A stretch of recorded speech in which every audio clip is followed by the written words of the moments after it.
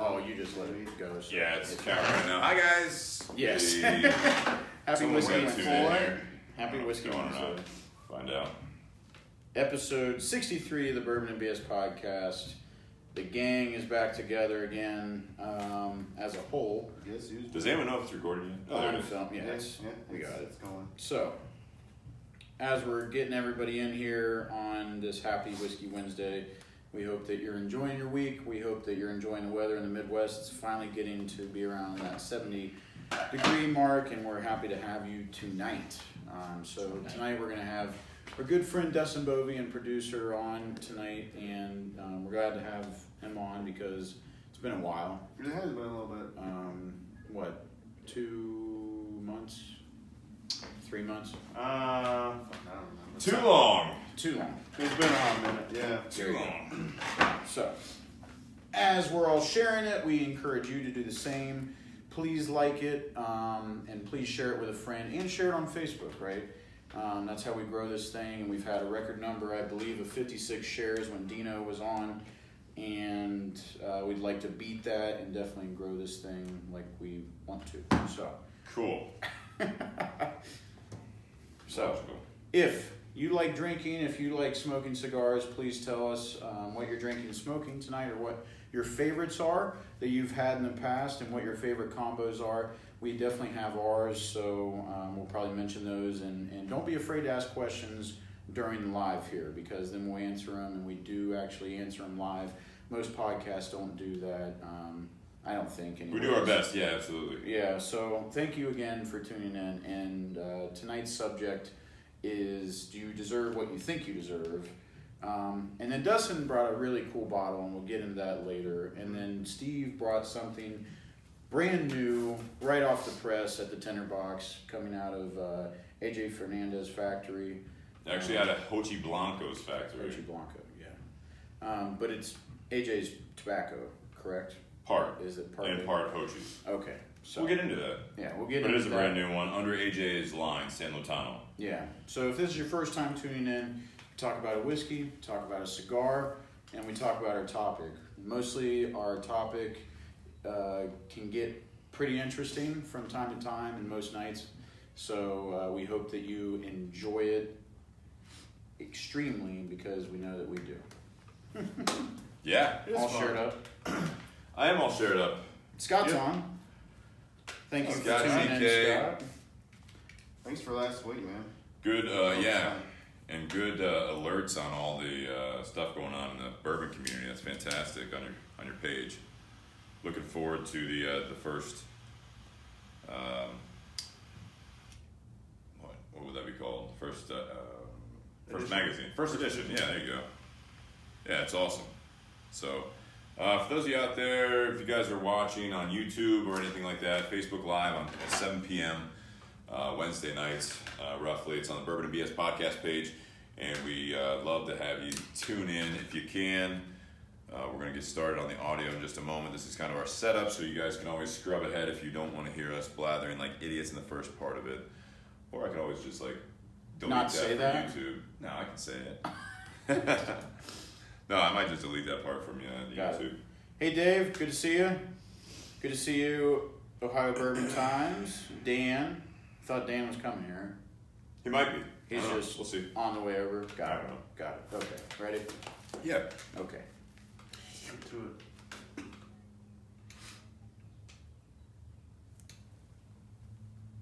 it. Cool. Yeah. Right? Yep. 1, 2. Are we doing this now? Yeah, fine. Happy Whiskey Wednesday, everyone. This is the Bourbon and BS podcast. I'm Jake Sanders, along with Steve Crane, and we make up the Bourbon and BS podcast. And we are accompanied tonight by our producer and very, very good friend, Dustin Bovey. Dustin's been behind the camera for probably about 2 to 3 months. So if this is your first time tuning in, and even on the audio, first time tuning in, you're about to meet Dustin, our really good friend. So, and he brought us a really cool bottle tonight, and it comes out of the Bourbon 30 distillery, but it's Jeff Mattingly distillery, same thing. And then we're also going to be smoking the San Lotano, and then it's AJ and Hochi. AJ Fernandez and Hochi Blanco, yes. Hochi Blanco, yeah. Is there really a name, though, for this? Dominicano. Dominicano. So we're going to be smoking that, and then we're going to be talking tonight about, do you deserve what you think you deserve? I'm sure as I say that, you folks are wondering what exactly that means, and we'll get into that a little later. But if this is your first time tuning in, we talk about a whiskey, we talk about a cigar, and then we have our topic of the evening, which can get pretty interesting from time to time. Most days that we have our podcast, it gets really interesting, and it can bring up some really, really good discussions. And we don't censor anything, and so I think that makes for a really, really good conversation. Yeah.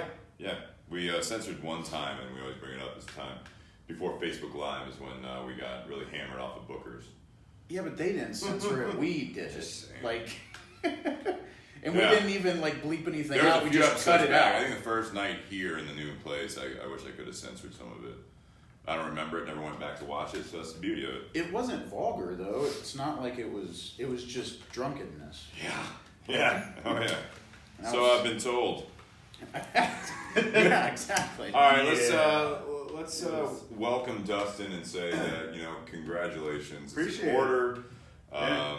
Tell everyone out there on In iTunes, order? Spot. What? Congratulations is in are in Oh, order. I didn't even hear you. I'm sorry.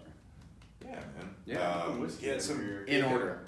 big news. You weren't this even a week. part of it. Jesus. Me? He was Yeah. a part of it. I was the only one a part of it. That's what he said. That's You- my point. That one. Wow, this is gonna be a long night, boys Woo! and girls. So Okay, you're done. No, yeah. give me Daddy needs his juice.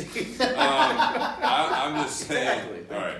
So for those of you out there on iTunes, Spotify, whatever you're listening to on audio, for those of you on Facebook Live, YouTube, everything else, Dustin, what's the big news for everyone So, to get this out of the way? As of about 5:35, 5:40 p.m. Sunday. You don't have it down to the seconds? I didn't. I was Wow. I was mesmerized by the woman in front of me. No. So I am engaged. No, go on. No, I had a quite elaborate plan and day set up for Kathy, my girlfriend, now fiance. There it is. And she was completely taken by surprise. So thank you, Jake, for being a part of that. Yeah. I was clue number 5. You were. Thank you very much. Number one in our hearts, though. Exactly. All right. I'm glad you guys recognize Or my 3. potential. Or 4, depending on where you rank. Well, that's awesome, man. Congratulations. I It think was- that's great. Yeah, it was definitely a lot of fun. It is great. I think she had a blast with it. Definitely was not expecting it. You weren't? I thought you played it. She was not. I was just going with Jake's thing. I had a little bit of an idea of what was going on. Just asking stupid questions? Yeah. Got it. Oh, this is really gonna be a long night. It's gonna be another 4. Go on, Dustin. I'm sorry. No, I did a scavenger hunt to where each clue led to a different location at Easton because it's one of the places we love to go. Yeah. At each location was someone from our family or close friends who was important to us and was at a place that was important to each one of us. You're Dustin's telling an important story, and you're like Jake's. They're not worried about looking at me, Steve. I can tell you that right Gosh, now. you're right. Now, if you did that, it'd be All different. right. Go on. But it was cool because each location, everyone had a different clue, and at each spot, she got to get a prize, if you will, at each location. So the first stop was Cheesecake Factory, so the clue came with a couple pieces of cheesecake, some books from Barnes & Noble, some cigars from the Tinderbox, and so on and so forth, which led to the final location, which was Kosai. I rented out the planetarium and had them put up a giant star show, which landed on a specific date and time, which was relevant to us. Wow.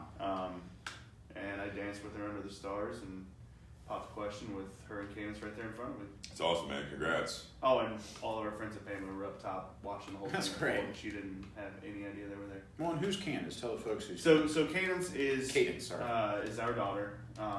She's 5 years old. Huge heart. She had a blast with it. Yeah. She got to the first place. My brother handed her the clue.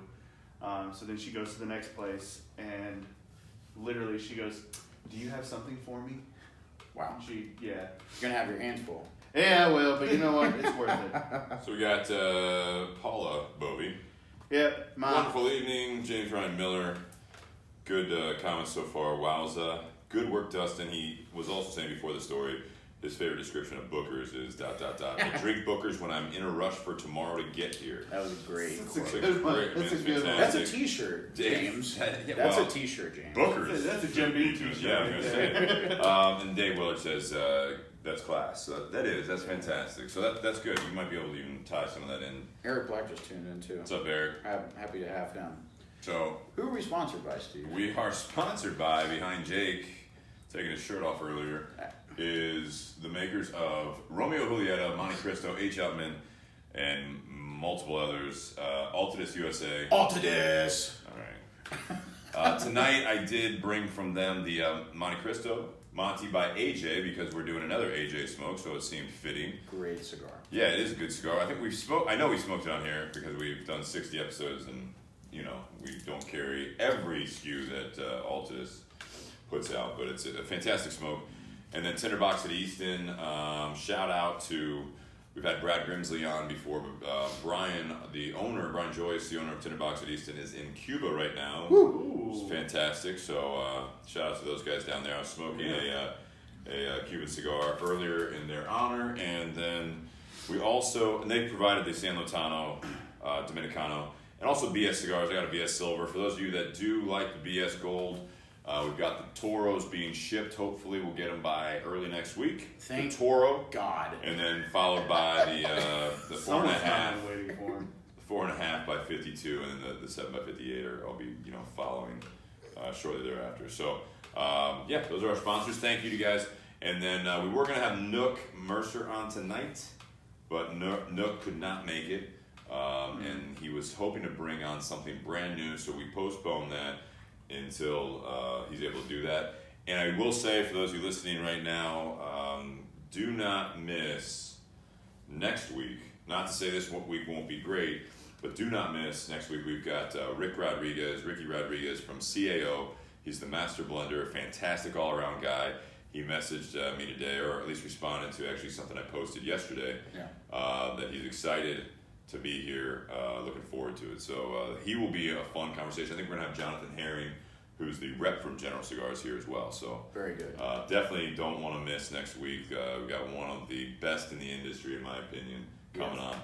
Now, what I was told, and I didn't know this because I kept saying Ricky. He doesn't like being called Ricky, sorry.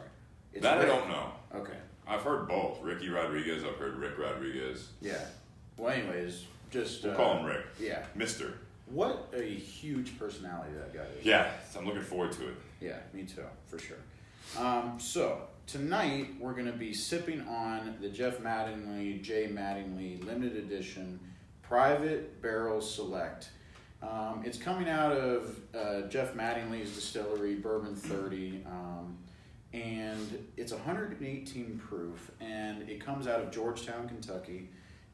And if you were paying attention just last week, Scott was telling me and explaining the story of how Jeff does these private barrel selects.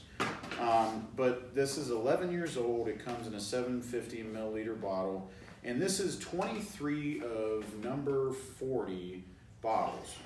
So that particular batch. Yeah. And before Dustin goes into kind of how he got into this and who did this, is that if you did miss last week, is that Jeff Mattingly, if you go down to the distillery itself in Georgetown, Kentucky. He just joined in. Keith did? Yeah. Cool. Yeah. And Michael, yeah. Mike Romanoff did too. So it's great. Yeah, thanks guys for tuning in. But if you go down there, what did Scott say? It's like $130 a bottle, and you get to like pick and do this and that. I think it varies on how many bottles and so Yeah. on, because this was a little bit more than that, but around that mark.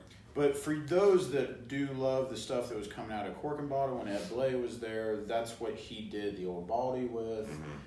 He did the Bald Monk with, and I'm pretty sure that's where Ed Blay has been concentrating most of his efforts now. And but I may be completely wrong on that, so don't quote me on that. But it was a cool process that Scott GK explained to us for sure. Yeah. Kind of mix and match. You It's a make huge business. kind model. of doing what you're doing, but post barrels with your Sanders Distillery. Except specials. mine don't matter at all. They're good though. Actually, you've had some good success with some of those. Yeah, that's all right. Man. That's all right. So, tell us, Dustin, how this came to be. Well, I honestly don't know a lot about it. All I know is Keith Dyer. Got a little bite, huh? Who's tuned in. Icy. Hopefully he can tell us some more about, his experience doing it. But from my understanding, it was him and a group of some other guys went down and created this, whether it be a blend of barrels or a particular single barrel. I'm not 100% certain. Yeah. But it's all based on the same process that Scott had mentioned last week, as far as, you go down and it's, $130, $150 a bottle, depending on, what it is and your blend, and you can essentially buy as many bottles as you want from again, my understanding of it. Yeah. I think it's a phenomenal marketing tool and strategy that you don't see from a lot of distilleries. Especially that's because everyone's wanting to do that now. Exactly. You know what I mean? Like Yeah, everybody wants to do a barrel pick. You're essentially creating your own product. Yeah. From another distillery, which is what a lot of distilleries are doing through MGP. Right. But you do it on a much more personable level. Yeah. Which I know before we even got started, Jake was saying how much he would love to do that. I'm right there with you. Yeah. I think it'd be an amazing trip. Just go down and a tasting. Buy 2-3 bottles or whatever your wallet will allow, and the experience in it all. I think is what really sets it apart from everything else. Well, yeah, and we've talked enough about how we would like to do a private barrel pick, and this is a way for your everyday person to do it. You know what I mean? And, And you can go there and you take time. It's more of a personalization of it, and Jeff, from my understanding, is very personable and everything like that. But kind of their background story is Bourbon 30 Spirits is a small family-owned operation, like I said, and the bluegrass region of Kentucky and Georgetown, Kentucky. Right. They first started this endeavor really in 2014, and it really started with Jeff Mattingly and his brothers, and the fact that the reason why it's called Bourbon 30 is because that Jeff and his brothers used to steal bottles from their dad, and when they'd say, well, it's Bourbon 30, and that was kind of their cue to say that their dad wasn't looking or he wasn't there at the time. Which is kind of funny. But through the family talents that they were great cooks, so Jeff has kind of used this to bring into the bourbon and the whiskey world and grab different barrels that he's either made himself or outsourced and blend them to people's specifications or his own specifications, and it's really kind of a great story. And Scott he reiterated the kind of the flack that Jeff has came under within the past year or so, and I think that was not really a hoax, but I think it was in a weird context that that wasn't true. So, but again, I haven't been down there, and I know that he makes great products and he does great things. So. If the juice is good, why not? Absolutely. Eric Black says Bourbon 30 is not really distilling anything, trying to sell.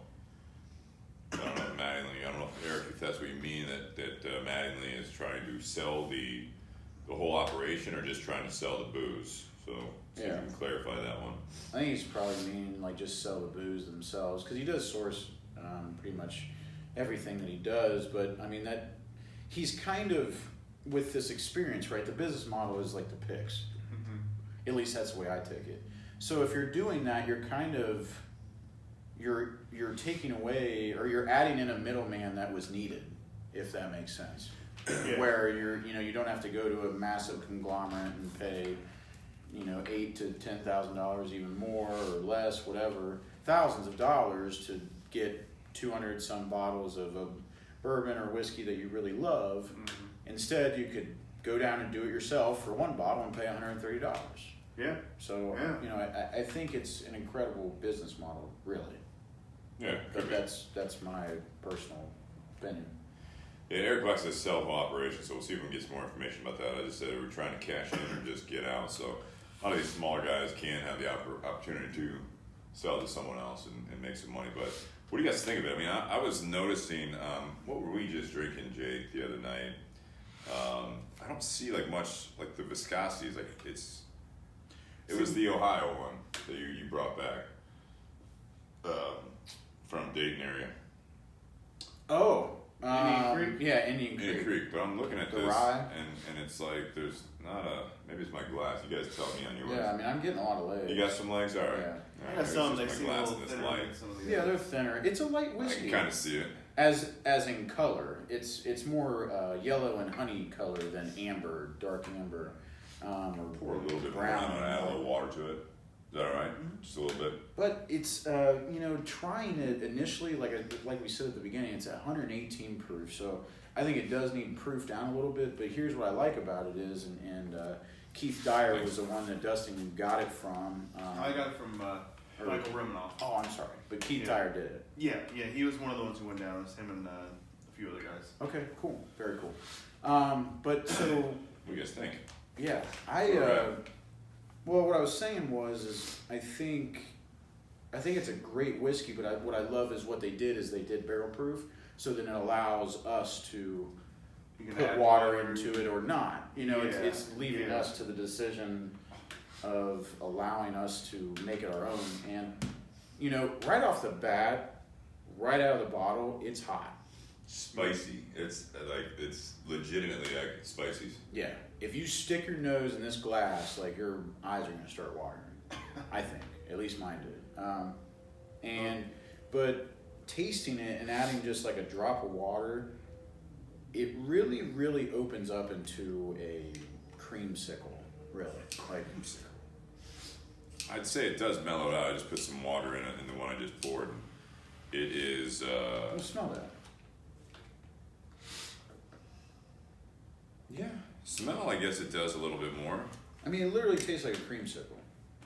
I don't know if it literally tastes like. Well, it smells like a creamsicle. I don't Like an know. orange creamsicle, a Yes. fudge creamsicle. Yes, orange.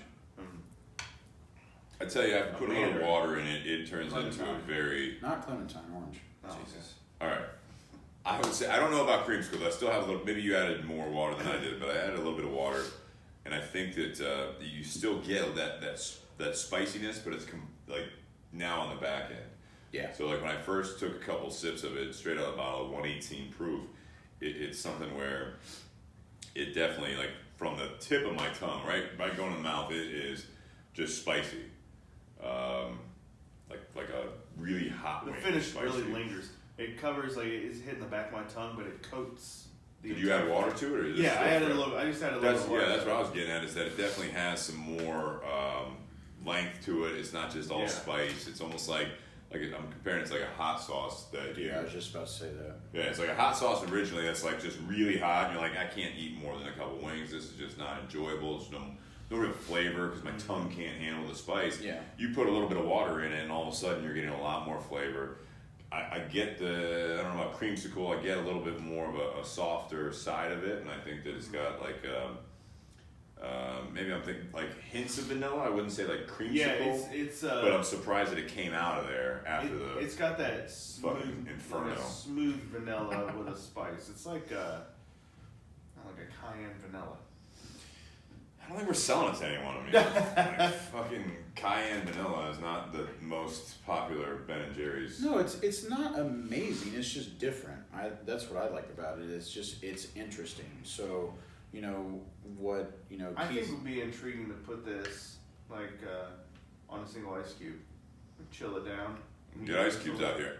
I actually really enjoy this the way it is now, and Yeah. maybe it's that Little reason. water. It comes with Yeah. a little bit of heat, but it's not so much that leaves your mouth on fire. It's got a longer finish, but it's a long, smooth finish. well, exactly what Steve was saying when you said the hot sauce thing. That's as soon as you said that, I was thinking that. Yeah. Where it's like a really, really hot sauce where you can smell it, and then you try it, like you have it on hot wings or whatever. You stick your like pinky in it, and you just try like a little dab of it. Yeah. And you don't notice it, and you're like, oh, this tastes good, and then it just uproars. Yeah, but this thing is just like on contact. This is for me before. Really? Before I See, put I don't- water in it, it was like on contact. Well, on contact. Yeah. I mean, it was just like as soon as you sip it, you're like, okay, there. But With a little water, it masks it, and then it sits for a second, and then it just comes out. Yeah, I The agree. heat-wise, the spiciness. I agree. But it's not like a peppery spicy. It's just hot. I think. It's hot spicy. Like that's what I mean. I don't typically like. I would say it's peppery. It's got spice or heat. This is legitimate spicy food sensations on my palate for sure. I like the creaminess and the fruit notes though on the back end. I really do. With the water, yes. With the water, without the water, I had nothing. If it's masked by the proof and the heat of it. Yeah. But behind it all is that creamy, rich vanilla, and then I'm thinking I really do think it's like a small orange. Yeah.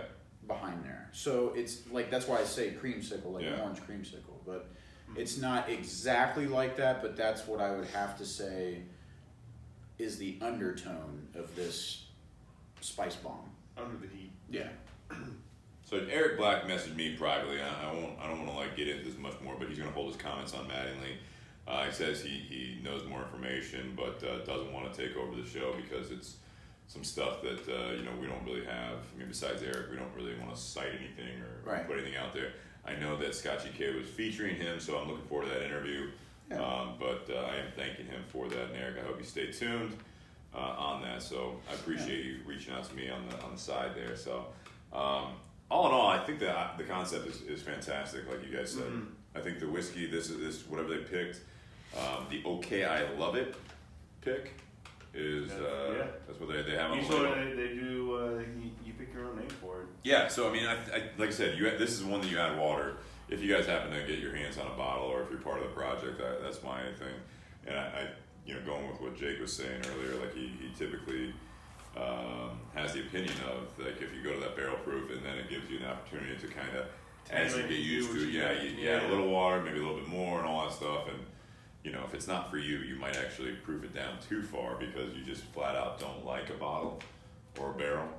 But with this one, I'd say just putting whatever I put in there out of my glass, it did well. So I'm gonna add one little drink and add enough water to it where I think that it may be on the verge of not being too proof down, but right on the verge there, and see what happens. But oh, Dustin, I appreciate you bringing the bottle. This is great. Yeah, we'll do something different. You like? Did you put water in? You said. Yeah, I did add a little bit of water to it. It definitely melted down. It took that initial punch to the throat, and turned it down a few notches. Yeah, I think it was too much. And it took that finish and stretched it out to enough to where it wasn't so hot. Right. It still was, but it was a nice, smoother finish than what it was originally, just straight out the bottle. Well, see, like Dustin and I were talking in the very beginning where he's dealing with sinus issues, right? Mm-hmm. So this is probably clearing you up right about now. No, my sniffer's still broke. Really? Yeah. See, I've talked about, and I hope that people do know this, is that you get different notes out of different nostrils. Yeah. Like my right nostril's fine, but when I stick my, the left side of, my left nostril down in, it's just the heat is, really? Yeah, there's nothing there but heat. I can't get anything out of it. But it's interesting because it's 11, like it says 11 years on the bottle, but it's pretty light. Yeah. For 11 years. Well, I wonder if it wasn't a barrel that was at the bottom of a rick house, though. Could be. It ages slower. So it could be labeled 11 years, but it could be somewhere around that 5-6 year range. And it depends on where he sourced the whiskey, you know what I mean? Yeah. Mash bill and everything. Because we don't know that. You just really don't know. We don't know that. It could be a Canadian whiskey for all we know. So he gets it from everywhere. See, and that's the thing. He doesn't call it a bourbon. It's a small batch straight whiskey. Hell of a pick, right? Something like that. Yeah, at the top. That's from what I understand, when I got it from Romanoff, he did say that this one was a bourbon. Really? As I say, I remember he said that. That's interesting. He said this one. But on his labels, he may not be able to do that just because of the diversity there. Yeah, because of the diversity of it. Yeah. All right. Well, I mean, how do you guys think it goes with this before we get into it, the San Lotano? I just lit mine, so I don't think I'm at liberty to say. Doesn't? I think it pairs all right. Yeah. The San Lotano definitely has some spice to it. Yeah. I think the two together could be a spice explosion in Yeah. your mouth for sure. Definitely a lot. I wouldn't. I don't know if it's one that I would go back to per se. Cigar or the pairing? The pairing The itself. pairing, okay. Yeah, the cigar's good. It's a later night cigar. That medium plus range from what I'm gauging it at. But it has that pepperiness to it. Yeah. Which I think when you put it with the Mattingly, it doesn't. It's almost too much. Yeah. Please tell me that this like opens up a little bit. It was a little bit, but I mean, again, this is a tough one. I think this is a tough whiskey to pair with anything more than maybe Yeah. mild to medium cigar. Yeah. You give Kind of this like any that body on the backyard cigar. barbecue, or it's just really hot. You know what this would pair well with? Actually, pair great with the freaking BS Gold Toro. Say about everything. Can't wait. Yeah, I know. Someone wants one. Um, He's itching over here. I almost smoked the one the other day. I'm sorry, Steve, to cut you off. I almost smoked It's okay. the one that you gave me for my birthday 2 years ago, the original batch, Really? because I was so. He's sitting at home doing one of these. True. Yeah, I was BS just. Gold. I was itching for a BS Gold. I mean, I have a big BS Gold inside, but I might smoke it in front of you. Just because, I don't know. Go on, If I get bored later, I might do that. Just You for done? Entertainment. So this is an interesting project, though, and I want to thank Tinderbox at Easton for letting us do this. San Lotano is AJ's brand that AJ Fernandez. We've had a lot of his stuff on the show. AJ Fernandez started the San Lotano line, and I believe the factory in this one in particular, 2010. The name brand was 2010, I believe. And so recently, one of the more popular ones that we've had in brick and mortar was the Oval series, San Lotano Oval series. The Oval. And now he's gone into contract, and that's only available at cigarsinternational.com. So I'm not going to discourage anyone to not support CI. I mean, it's owned by General Cigars, so I mean they're the ones that actually are the parent company of our next week's guest. I mean, it's nothing wrong with it, but if you're buying either in the shop or online, that's where you get the San Lotano Oval. But we still have the Requiem. We still have other AJ blends as well. Is it Requiem or it's Requiem? Yeah. It's Requiem. Requiem. Yeah. Okay. REQU. IUM. Yeah. Jake's laughing because the guys in the shop, like especially some of the you got a younger list guys. and you call it Requiem. That's not a list. Yeah, I know. But Anyways, San Lotano, this is the Dominicano. This is interesting because basically, I'll give you the rundown here. AJ Fernandez collaborated with another guy that's big in the industry from Dominican Republic as opposed to AJ being in Nicaragua, and that's Hochi Blanco. And Hochi Blanco is a fourth generation tobacco grower, and AJ's a third generation tobacco grower. They both have factories. So he's a fourth generation tobacco grower, but a second generation manufacturer. Okay, so he's a maker. And this is manufactured in Hochi Blanco's, one of his factories in Dominican Republic. The filler is Dominican tobacco from Hochi Blanco, Nicaraguan tobacco from AJ Fernandez, and then the binder is Dominican as well, and then it's got a Brazilian wrapper on it. It's manufactured by Hochi Blanco. It is then distributed, though, by AJ Fernandez with AJ Fernandez brand name on it. Does that make sense? Does everyone follow along there every step of the way? Yeah, I do. Olympics of cigars. It's not the Olympics of cigars. This is where they're doing it. And I assume the reason they did it with AJ, with a collaboration like this, for the first time they're doing it, for the first cigar that's got AJ's name on it, that's not produced in Nicaragua or by him, because he's doing everything for everyone else type thing. His name is extremely hot right now, so that's, no wonder, because Hochi Blanco's worked with LFD before, Aging Room, brands like PDR, which is Pinot Del Rio, Trinidad, the Dominican brand, Villiger, all sorts of them. So he's got a big name in the industry, but he's typically behind the scenes. AJ Fernandez, I think, is more up front right now to the consumer. So that makes sense to me on why they do it that way. But it's a very unique blend, in my opinion, and we just got it in yesterday, on Tuesday. Yeah. Was it Tuesday? Yesterday.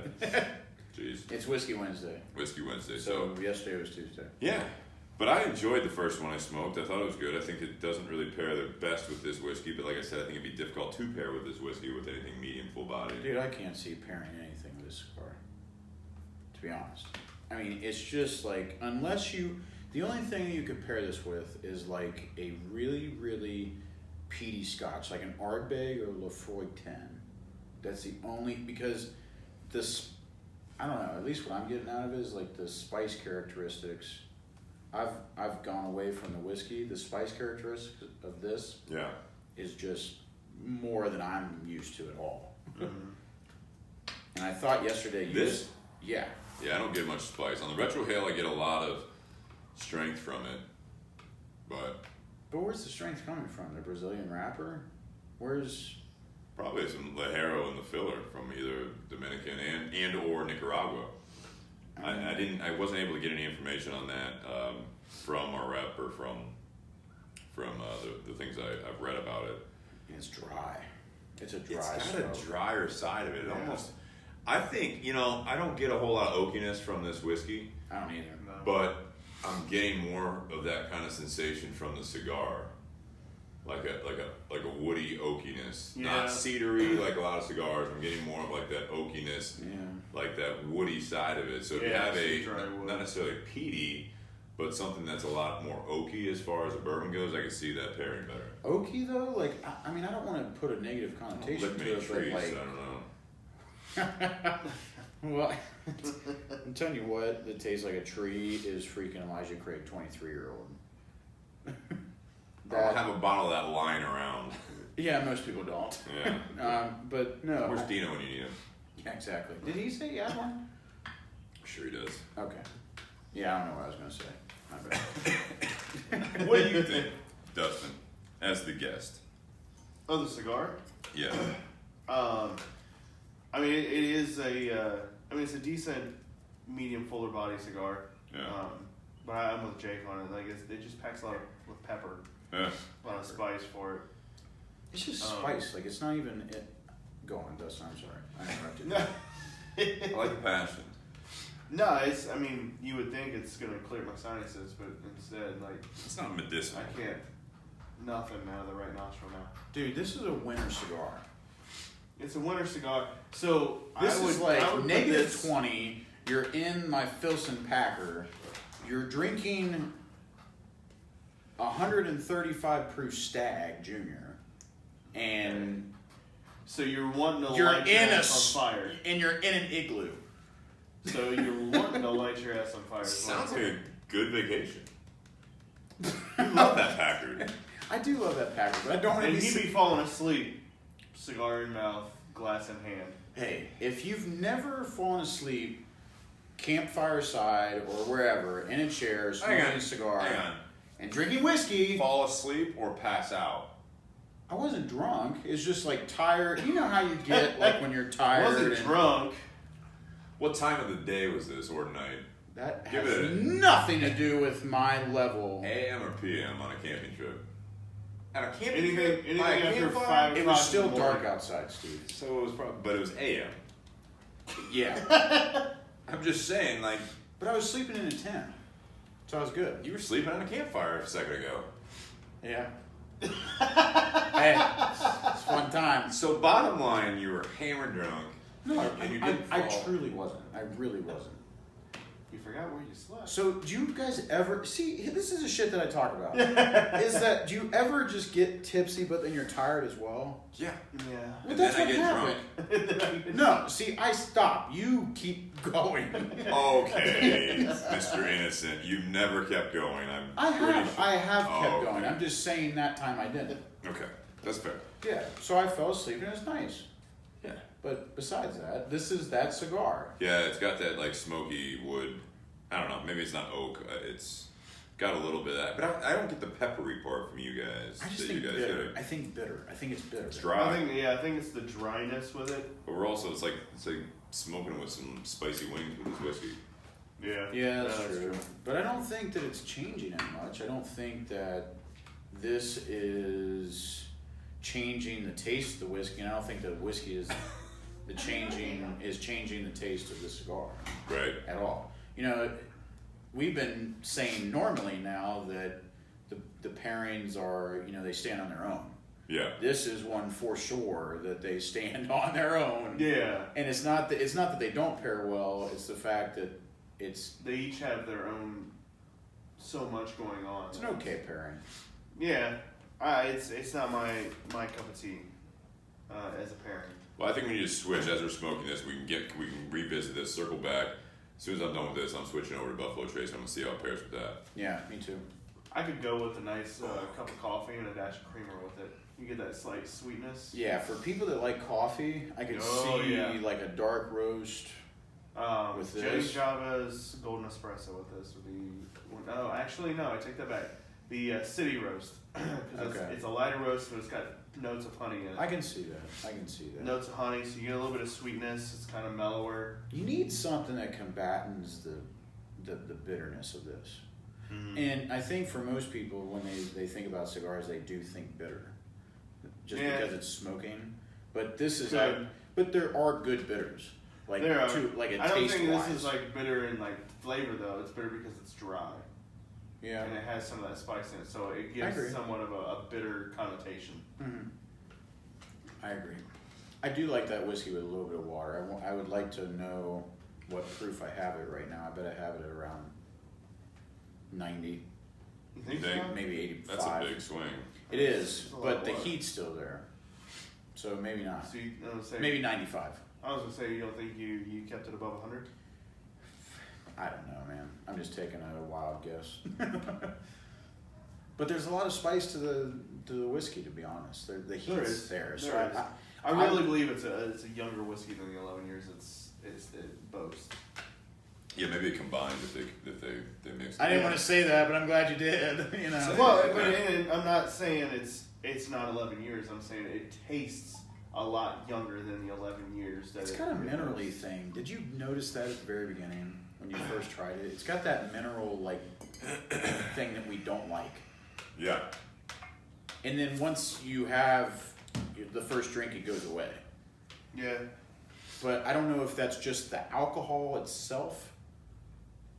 Because I don't taste it with a little bit of water, but it could be. Yeah. Enough about the whiskey, though. No, I mean we was talking about the cigar, and you guys, went back on the whiskey, which is fine. No, I'm saying, but that's I guess my point is this cigar does have a little bit of that dryness to it. It's got a little bit of that dry. I don't want to say bitter for me, but it's I think bitter is sometimes overused with cigars because that dryness. I think it's if you're smoking just tobacco in general. Smoking tobacco just in general, I think that you're going to have a little bit of that bitterness because it's drying you out, and I think that's where it's coming from a lot of times. But I think, I'm going to blow trace as well. What do you? God, it's so much better. Really? Yeah. Yeah. So Buffalo Trace goes well with it. No. Just better. Better. But Buffalo Trace is sweeter than that. Right. So. That's wrong. Yeah, exactly. Well, and we held this bottle up to a bottle of Buffalo Trace, and even looking at the color differences, Buffalo Trace is a bit darker, and that's 8 to 10 years. Dude, this looks like an Irish or a Scotch. Like it's light. Yeah, even like you can see it like in my glass. We were talking about maybe it wasn't the legs, but it's almost like more. The Buffalo Trace is a little bit like more thicker viscosity. It's got this the way it moves in the glass. It's almost got just a hint of like that oily movement. That'd be a great song title. Oily movement. No. That sounds like you need to see a doctor. Yeah. No, I was trying the way it moves in the glass. I like that too. Maybe not a song. Well, maybe a song title, but at least a lyric. At least. Yeah. Little John Lee Hooker, like bass tone in there. And hey, Dave Willer, are you still out there? If you're still out there, we got a songwriter friend, David. Willard. If you're out there, let us know if you want to use that and we get credit for it. If Eric and Michael Romanoff and freaking Keith aren't still out there, they're probably like, yeah, I'm done. Well, all right, so because they were a part of this, right? No, I'm just Keith saying. I got it from Mike, but Keith was one of the ones who went. So last week when we were talking about, and Scott, GK, and I kind of went on a little bit of a tangent there about where you were at, what's it called, Indian Creek? Yeah. And, someone chimed in and said something about, maybe you shouldn't bash it if it's someone's livelihood. When you're giving opinions of it, and I'm not trying to go full blogger or anything like that on it, but I mean, when you're giving it, it's like the same thing when we get into the specifics of like a roller versus co-writers get 10%, Dave says. Good, we'll take it. Okay, I'll write the song, Dave. 50 cents. All right. I get 6, you get 4, just because I said the lyric. No? 5.5, 4.5. But 10. Engagement gift. I'm just gonna let you guys fight over it. Me and myself. And I. All right. No, but so my thing. So when you're critiquing this, right? When you're critiquing this, it's a good movie. When you're critiquing something or you're talking about it, like last week, we weren't trying to dog Indian Creek. We're not trying, like when Nate brought up that I didn't care when we had those Cleveland underground ones. It's being honest. So it's when you're drinking this one is not something that I would buy. It's you had said how much was this for the bottle for you? $143. I'm out. I'm fucking out, man. Yeah. That's you take it off the table before we get drunk and drink it. Because that's fuck me with that. Jesus. Not because of the whiskey. It's just that's expensive. Where was that bottle. expression going? Short man.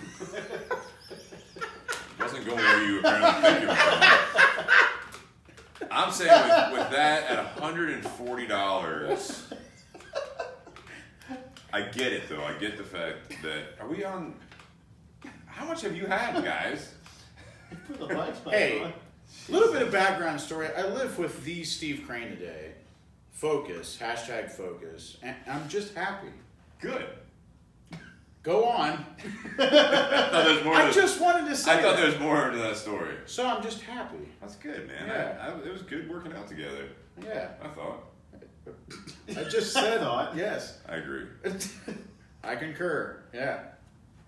What I was saying is that when you talk about something and you're offended by it, for example, like someone said, like I mentioned that if it's someone's livelihood, maybe you shouldn't be so. I don't know. It didn't say critical, but like I felt like they took it as I was being negative, and it wasn't the fact that I was necessarily being negative. It may come across that way. It was more like, and Scott and I did joke about it a little bit, but that was a strong opinion on my side of the fact that I don't care for that like Andy's number 5. Yeah. That one right there, and I it's like $50 or $40 bucks, 40 50 Yeah, bucks. it's $50. So it's like someone like that. It's just I don't think it was, in my opinion, and not that anyone was asking. It's like it wasn't the fact that it was something that I feel like we should just dog, but for $140, I think the experience is cool. I think if you're happy with it, if there's a story behind it, which there is, I think it's great. If that was something on the shelf and it was $143 and I can get a bottle like Whistle Pig or something like that, that's going to be about the same price, or a higher end Scotch or something like that, I would definitely pick something else over it. Well, so I don't want to come across maybe it meant something I need to work on, especially on the podcast and just in life in general. I don't want to come across in a sense that it's offensive or saying these people are fucking screwing up. It's the same thing, when I'm getting kind of a negative vibe towards this cigar from you guys, but they're big enough, you know what I mean? Like AJ Fernandez is big enough that it's like, oh, you're not gonna like ruin his reputation on one cigar. Yeah, it doesn't matter. These guys in Ohio, it's in our backyard. I should be more supportive of it. And honestly, if I was friends with you, and honestly, this is a little bit. I'm not going to get into that right now, but Where are we going with this? No, our conversation last night. Okay. Where it's like do you deserve the right to be able to say that was something that Jake and I got to, and we were talking about the topic tonight. Do you deserve, we'll get into it again. Well, do you deserve what you think you deserve? And then that kind of spawned in another direction where I was like, do you deserve the right to say something or impose your thought or your opinion on that if you if it's hurtful? I'm trying to like not go into that conversation yet, and I'm not egging you on, Jake, but I'm saying like I look at it as if you want my opinion, and I'm not saying that Indian Creek Distillery asked for my opinion, but as a consumer, I'm not going to go on Yelp. I'm not going to like start this whole like anti-Indian Creek Distillery or anti Jay Mattingly productions, and I'm not going to tell Dustin it's like, oh man, you made a mistake. I was saying that like that is a high price for what I'm tasting for me.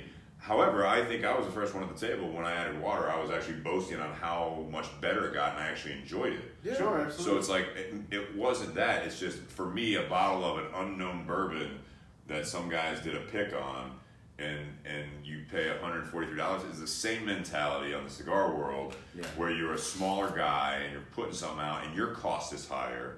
It's a smaller batch. You don't have AJ, Nicaraguan money where it's like. He's got all sorts of contracts with, these big companies. He's doing, I'm not saying like that, he's a third generation guy, so I mean, his family's done it, but, it's something that I'm not trying to offend anything that you're doing, like, especially Dustin. I don't mean to be offensive, like, man, you fucking wasted your money. Like, that's stupid, man. I hope you can get your money back. It's just like, goddamn, that's expensive, but I get it. Because it's like bottle 23 of 40, and it was, you're using someone else, so you're basically never trying. get that again.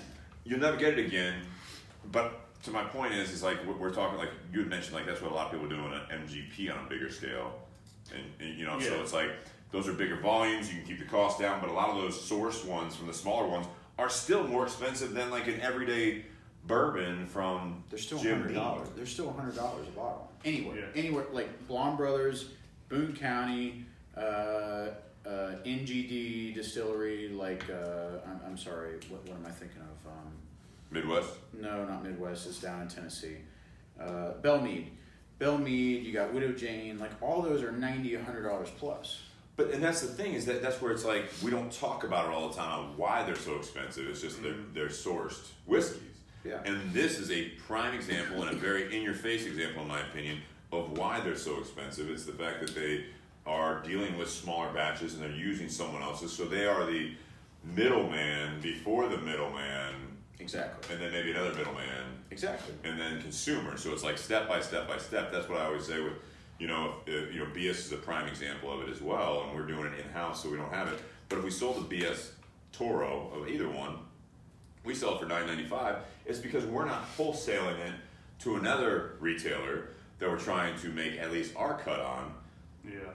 And so for us to make another $1 off of it, just $1 flat, and we sell it for that then adds $2. So you sell another shot that's $11.95, $12.95 cigar, and people will be like, what gives them the right to charge $12.95 for this cigar? That's ridiculous. Or the other people are like, well, you buy it from their home shop, it's $9.95. It's like, yeah, because it's business. If we just sold it for what we are selling for, but we're trying to make a buck, we can't sell it to another retailer for $9.95. Right. We sell it for whatever, trying to make a couple bucks. And if we were to say, hey, we want you to be able to sell it at $9.95, well, now we have to take basically a very, very small amount, and then it's like, what's the point? Yeah. I would really like to see that if Dustin doesn't touch it for like 4 months. Yeah. I would love to see what that does. Bring it back on for a glass, like, Well, no, just him. Like, I'm just saying, bring it back on for a glass for like in 4 months, like one glass. Like, hey, we're revisiting this. We're always coming up with trying to, do new topics and new things. We drank a nice little chunk out of it, so, I probably won't touch for a while anyways. Right. And it goes to, to your point, Steve, a lot of it is everyone's palate is different. Right. So while Keith and the other guys, they went down and they picked and created this bottle, they created it based on their palate, their profile, and what they loved at, barrel strength.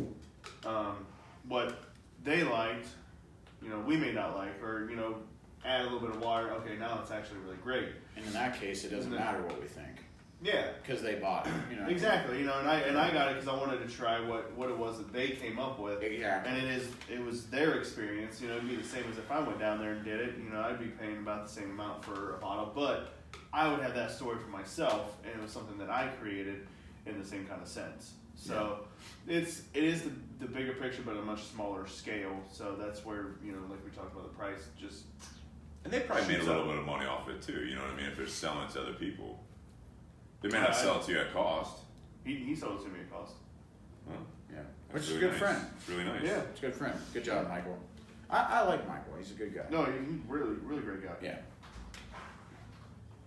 So for our live viewers, we are going to save the podcast like we do every week, midway through, and we're going to get started on our second half of the evening. But I have a little bit to say before we get on to our next topic. That's fine. Yeah. Yeah. Just saving it. I'm gonna open the garage. Yep. Gotcha. We're going to add a few good people to our Just do. Bourbon and BS podcast audience. So bear with us at the moment. We've got a lot of good friends coming over. So again, thank you everyone for tuning in. Please share it. We love the fact that you guys like spend your time and watch us and listen to this, and it, you know, it makes all the experience for us and you worthwhile. Good. Yeah. All right. Share it up. No. Maybe. What I will say that's interesting is that, and it kind of ties into our topic of the evening, is that I think, you know, my opinion is if you're making a product or you're selling a service, I think you are already putting yourself, like you're already looking for an opinion.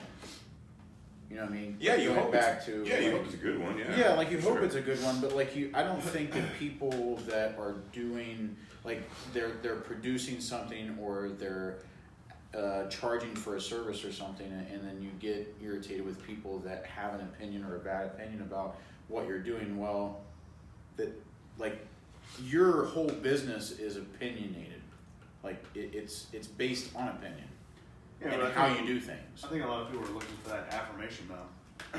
Yeah. You know, there's a lot of people when you start your own business or something like that, like it'll be difficult to take the negative opinions or the criticisms that come with it, because they're looking for that affirmation, maybe just to keep going, keep moving forward. Absolutely. On the flip side of that, it's a dangerous slope sometimes, because if all you are looking for is that constant affirmation, you know, what's the negative effects when you do get some sort of negative opinion or constructive criticism? You know, are you able to take that? And if you are, and you're able to take it and, you know, adapt and make those changes necessary, and, you know, maybe it's relevant, and maybe sometimes it's just someone blowing smoke because someone pissed in their Cheerios this morning. It's a terrible thing to do. Right? But It's terrible though. if they can't take that, then it's going to make their road to their passions or dreams or whatever it may be, their growth for their business, that much rockier. Well, I think about like when, you know, Steve doesn't like the Indian Creek, like Annie's Old Number 5, and it's like, well, no, that's absolutely fine. Like I the reason I like it is because it's just different. It's not because it's bad. I think it's just different. Mm-hmm. And then I don't know what did you think about the rye? That, you know, just as a quick. So yeah, we had talked about it when I tried what was it called? What's a rye called? I don't know, man. It's cool. Staley's rye. Yeah, I mean they're doing a lot of things right, in my opinion, for what that's worth, and that's the big thing right there, right? So for what my opinion's worth, with the rye, I got a lot of these, like it was still corn dominant, right, in my opinion, in flavor. I don't know the mash bill, but I'm saying it's corn dominant, and it's like it wasn't as in your face. I mean, like I said, like, and we don't need to keep talking about Indian Creek, but it was like corn water. It may be, and what I found interesting is that they're going way back on their story, if you will, or their explanation on why they do the things they do. And the reason they do the things they do is because that's the way they used to do it. So you know Jake's big on watching all these movies from Prohibition, before Prohibition, all this stuff, I right? like that era. Which is fantastic. But there's not a lot of people alive today, except for the people that were, it passed down and everything like that. Yeah. But based on the way they were doing it, based on the supplies they had, based on the way that you would imagine, I'm not 100%, I wouldn't be 100% shocked that some of these distilleries back in the day did taste a little bit more like Andy's No. 5. It's corn water. It's like this was the ingredient. We were smaller. We're one of the few distilleries, but we're on the smaller end, or we're doing our own shit. We're not even selling it. But this is what people drank. I don't know that was not the case. What I'm saying is that based on what's out there right now, it tasted very, very corn. I was gonna say corny, but you can't say that. But you did.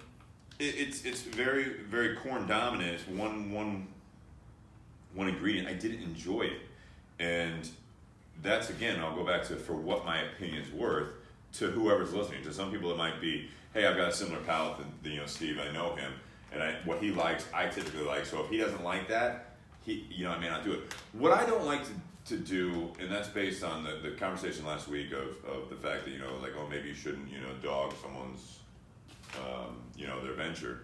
It's not that. It's the people. I didn't say never buy it. I'm saying I'm not going to buy it.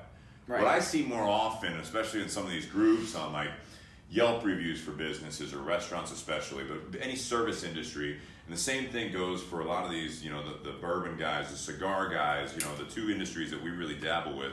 And you could say the same thing about this podcast if you're doing a review. We want to get those 5-star reviews.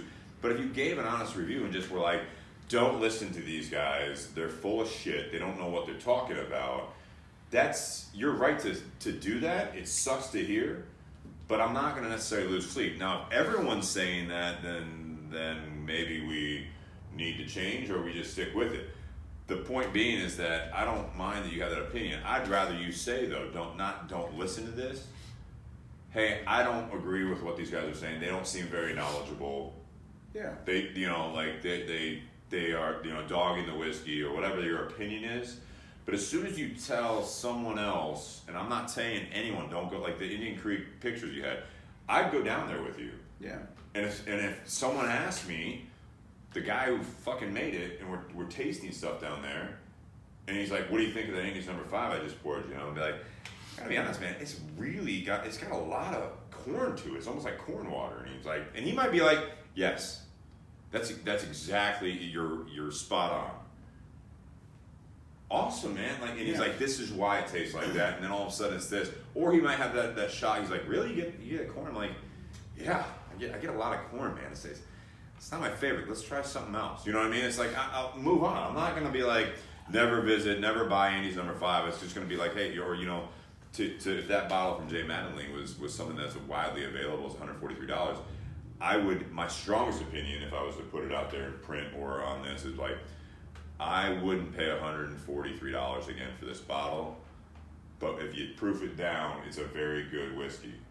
And I really enjoyed it. But that's the difference. You went about it a certain way, and that's kind of what Steve and I were talking about last night when we were doing, it wasn't even a trial run, but it was just like us talking about the subject itself. I call it a trial run. Yeah. But I just think there's a certain way to go about things when you do have an opinion. Like, it's not like so, like if you're reviewing or you have an opinion on a service or a product, it's not like, well, screw them, screw this, like, they're full of shit, like, what they do is garbage, it doesn't matter what they do, it's all garbage. Yeah. I don't agree with the things that some say when they're discussing reviews or they're on Yelp reviews or whatever it is, because it's like you're not validating anything, you're just stating an opinion.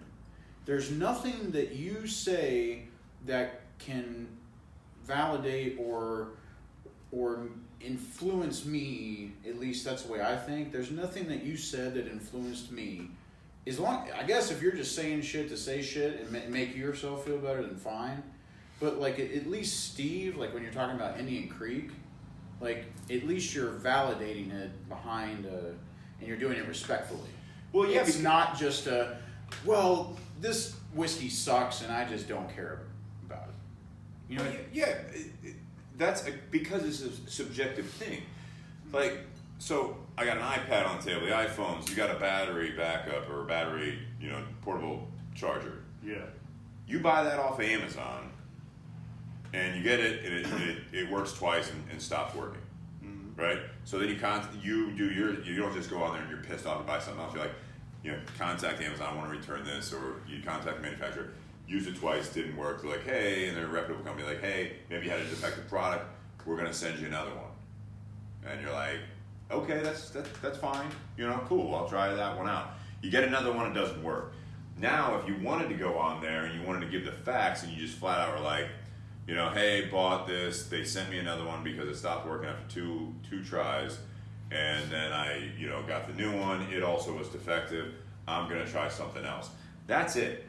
As soon as you put that emotion behind it, even on an objective, that's objective, that's something that is an honest review.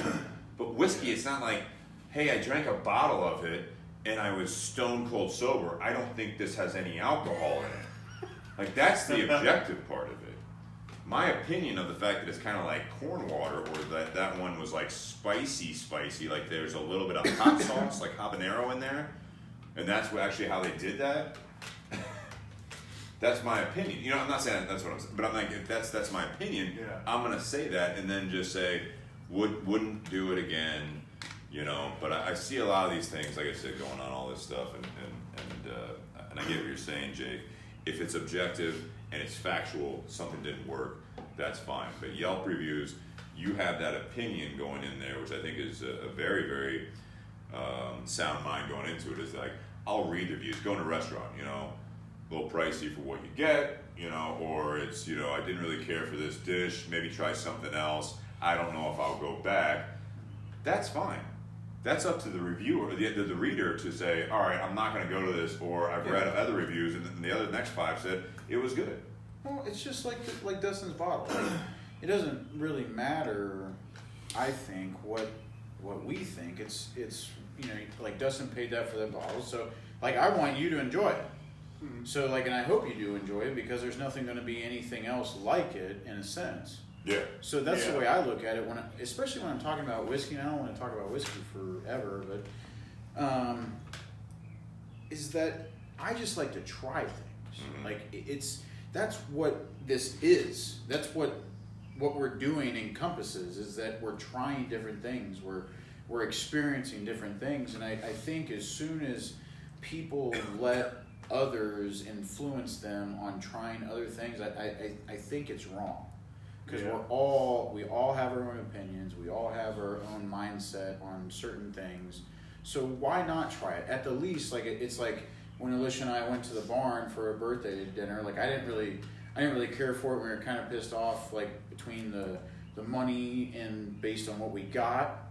But then Steve loves it, and everyone at the shop loves it. So it's okay for me to have my opinion. It's okay for them to have their opinion, but I tried it. You know what I mean? It's not like. And you're going back. So yeah. Probably. What I'm trying to. Yeah, but that's for Andy. I know. Yeah. So it sounds more like, and correct me if I'm wrong, but as far as the topic goes, it's why do you deserve what you deserve? No, do you deserve what you deserve? Do you deserve what you deserve? But it sounded more like what gives you the right to say what you say. I think that's part of it. Not the topic. That's where that's where I took it. Where he took it, because that was we always start talking about. That's why it's exactly right. It was more like, do you deserve the right to be able to say that or do this or whatever? Well, and that's where we're talking so much on do you deserve the right to say what you say, or maybe have that opinion. Whereas you could go the route of, do you deserve what you deserve as far as things in life. And that's where I was looking at the topic. Yeah, and that's where when I first heard the topic, watching the story at work, because I had to close last night, so I wasn't at the shop. Yeah. When I first heard that was the first thing that came to my mind was, well, do you deserve what you deserve when it comes to life, whether it be objects or friends or significant others, right, or your job, or whatever it may be, versus being able to say what you want to say. What's your take on it, Dustin? Like, what do you? On what like, we're talking about? No, like or what? going down the other rabbit hole. No, Because like there's a on, third side of it also. Go ahead. well, on like, do you think like entities, like things that people get in life, or things that people buy, or things that? Well, so What do you think? Like, there's a lot of people out, in today's world who believe in karma. So, I think for some people out there, that plays a major role in that. but what do you think? What do you? I mean, what's your opinion on it? So, I mean, my opinion is, I don't know. Yes and no, double-edged sword. It really is. It really is, because there's things in life where it leaves you questioning, like, do I or did I really deserve that? But off your gut, like, do you like what? I'm trying to get at the nitty gritty here. Like, Well, do you think that understand. you deserve Kathy? Did you like? Wow. As a question, seriously. As a question, Like, did you? Yeah. Like, did you think that you deserved them when they came into your life? honestly, no. And I say that because I always do my best to be the best that I can for them. Yeah. And that's all I'm going to ever do. So I'm always So going to... why the no then? Because they're so absolutely wonderful. But you just So said amazing that to you're, me. yeah, but you're saying that you're trying to be wonderful. So why do you And think, I am. why the no? And this is something that I brought up. It's because... for Not me, this, but like that mentality so of it in general. me, my mentality is I have, I don't want to say a lot of self-doubt, like, myself, but I'm always putting others before myself. So I'm always trying to put them before me. And I'm always trying to make them better and make them happy, because ultimately that's going to make me happy. So, when they first came into my life, there's thoughts in my mind where I'm going, do I deserve this? Like, or what did I do to deserve this kind of happiness? Like, Yeah. this amount of happiness? What came to your Like, mind when you thought of that? honestly, I mean, I don't know. Like, did you back think, now, but like- looking on it now, like, God said it's my time. So it's religious. Yeah, I mean, part of it, is And then you embraced it. yeah, and I embraced it, and that's not like now, and because I asked her to marry me, but when that moment came, that I said I'm going to spend the rest of my life with this woman. Not that I want to, but I'm going to. Like, that was that realization. Like, you know what, I really do deserve this, and a lot of that came from her. Kathy, just straight up telling me, like, no, you deserve the best. And I never had that before. I never had that feeling before. So it was all new to me. Yeah. Not to cut you off, I got another question. Because I love this shit. It is like, so when she said that, could she see, like, I take it as humbleness. Yeah. I think some people are too humble. So one thing, she saw the absolute best in me. She saw the passion and drive that I had when it came to work. That's a different topic going on right now, but Right. She saw that. She saw the passion and joy that I had when it came to whiskey and cigars and the podcast. Yeah. Like, when I first told her about that, and I was like, because these are both very passionate, strong passions of mine that I have. Right. So when I told her about it, her first response was like, that's actually really cool. So it kind of caught me by surprise, but at the same time, it was a really great feeling and reassuring, because I have someone that really appreciates me for me and appreciates the things that I love. I mean, hell, for Valentine's Day, she got me a pair of socks that I wear every Wednesday. They have cigars and glasses of whiskey on them. They're my podcast socks. Bingo. That's love right there. Got him on there? He wears them. He literally does wear them every Wednesday. Every Wednesday. I wear them to work. Do you I need wash a them? pair. Do you wash I them, need or are a they pair. just Yeah. like lucky socks? Like, No, I wash them. if we had a good podcast, you're just like, I'm not going to wash them again. Like, like a sports team. No, they're just my podcast socks. And then I have another pair of socks that have just cigars on them. because she embraces all of that. I'm gonna have Kathy send me that link to that website. All right. I'll find it one way or another. But it really is humbling, and it took me a bit to really grasp it, because, like I said, I had never had that feeling before. I never really had someone who saw all of that in me, but then straight up was like, boom, here it is, and this is why. Yeah. And literally put it in front of my face. So you're saying that basically, to answer Jake's question, the initial one, do you think you deserve it? And your initial response was initially in the beginning. No, not really. But you presented it before that was about the karma thing. I was saying karma is a form of what people do. But I think you almost define that in your own experience, where it's like there are a lot of people that believe in karma. Okay, and then it's like you don't understand. You don't get why this is happening to you, but you preceded that with the fact that you always try to do the best by other people, especially Kathy, someone that you care about, right? Yeah. And then when it comes down to it takes her validation to basically get you. I look, humble is basically either being modest or feeling like on the other side of that is a feeling of low self-importance. So it's like there's two sides, but it's really like you had more of the. I want to say, I'm not going to put words in your mouth, but almost like a lower feeling of self-importance, but you feel like you do the best you can, but you kind of feel beat up, and all that stuff, and you don't deserve to be happy in this context. So I think in the beginning, I was that low, because I felt self-beat up. Is that over the because years. of the Over the past. relationship, the initial? Yeah. I mean, but you're going to say that you didn't feel like you deserved to be happy? I'm not. And I felt like I deserve to be do you happy. think that people deserve to be happy? I'm not. That's not my question. I'm answering my question first. Answer my question first. You really thought by treating everyone well and everything else that you didn't but you felt like you didn't deserve to be happy. See, I don't know. It was. Because I find that hard to believe knowing you. I wanted to be happy. I wanted But that's the answer. I mean, I let wanted me to do be the follow-up happy. question. But Why would you not deserve to be happy in that situation?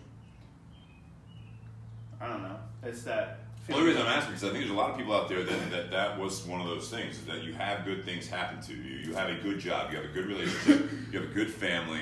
You have promotion at work, or it's like all of a sudden, you win the lottery. Whatever it might be, from small to big, someone gives you a nice tip. You know what I mean? Do you not why the dessert? Why did you, Dustin, have that lack of these are my words, self-worth, that you didn't deserve to be happy? And maybe those are unrelated to some people, but I'm saying it as you didn't deserve to be happy, but I don't get. I kind of do. I'm doing this for the conversation here. Yeah. Is for people that struggle with that. Why would you do good by other people, work hard, do all these things, but at the same time take humble to another level of saying that, I just don't deserve to be happy. Those words. It's not that you want to be happy, but you don't know how to be happy. But did you really feel like you didn't deserve to find Kathy, to find, and I don't want to keep talking necessarily about her, because I think you guys are great together. I think it's a fantastic match. Everything about it so far, you went through some ups and downs, just like any other relationship. No, she's perfect for you. Yeah. And I think that's great. That's not a negative towards Kath. It's literally no one is 100% perfect. Everyone makes mistakes. You guys, go through your ups and downs, absolutely. just like any other relationship.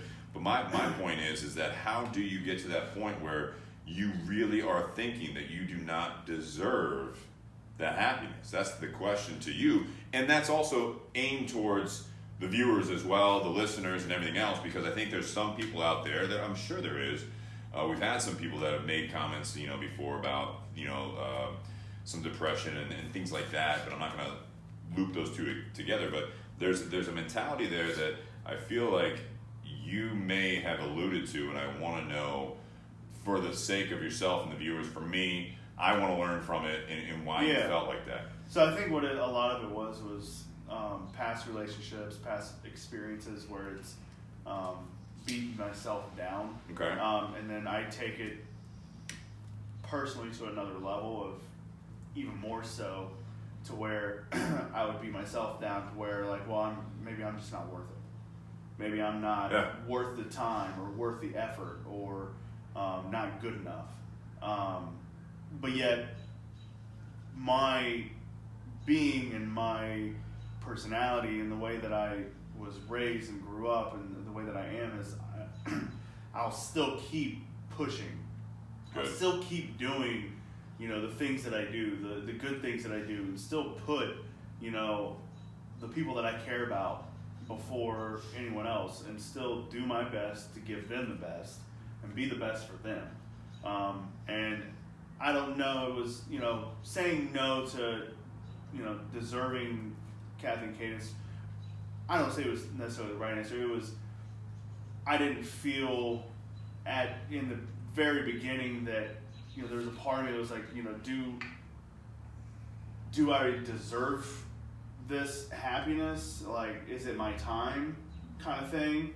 And it was one of those things that as the time went on, it sounds like his mother. Yeah, I probably do sound like my mom. Because she's a saint. She'll put literally everyone before herself.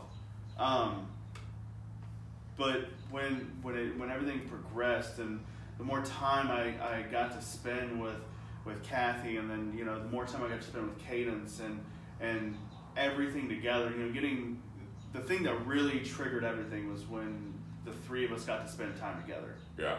As a family.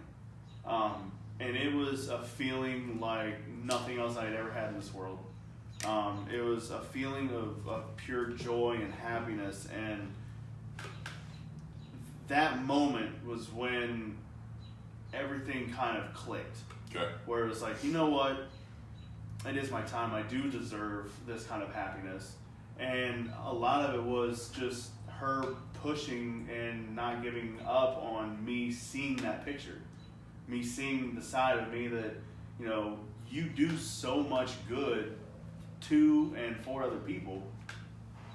You deserve this. Like, you deserve happiness. So it's a validation there. It's a support for you. Is that it really was. And when I got that, it was like, a different kind of fire was lit, deep inside me, where I knew that I had the woman that I always wanted and always deserved, that I never knew I needed.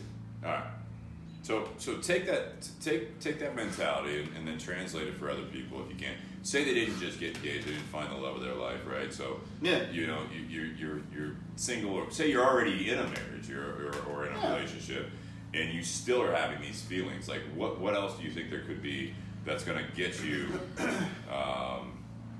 to that point? Like without So say you're on like all these dating apps or whatever it might be, or like, I'm trying to think of a good example to try to get that mentality to translate to something other than that someone else has given you that validation for you to feel like you deserve it. So you have to find that's not going to happen for everyone. It's not. Or not me. You're right. You kept saying my time. It's like how do you take away that idea of the only way that you feel like you deserve something, that it's your time?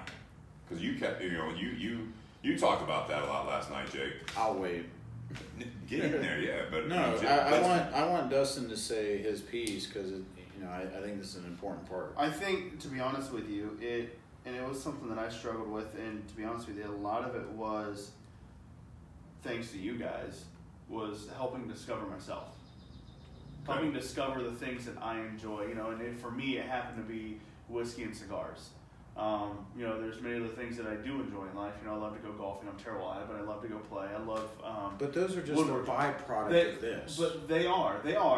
Don't get me wrong. Those brought you to the people, is what. They did. So what we talked about last week too. But at the same time, I wouldn't be here if I didn't focus on myself.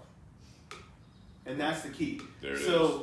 If you're dealing with something, or you feel like you're just not good enough, or you feel like you don't deserve that happiness or that, that drive, you take a step back and reevaluate, yourself. But you have to keep moving forward. You have to keep that positive mindset. You have to keep that positive motivation. And that's hard to find. It's just simple motivation, let alone positive motivation. I struggle with that still time to time, especially at work.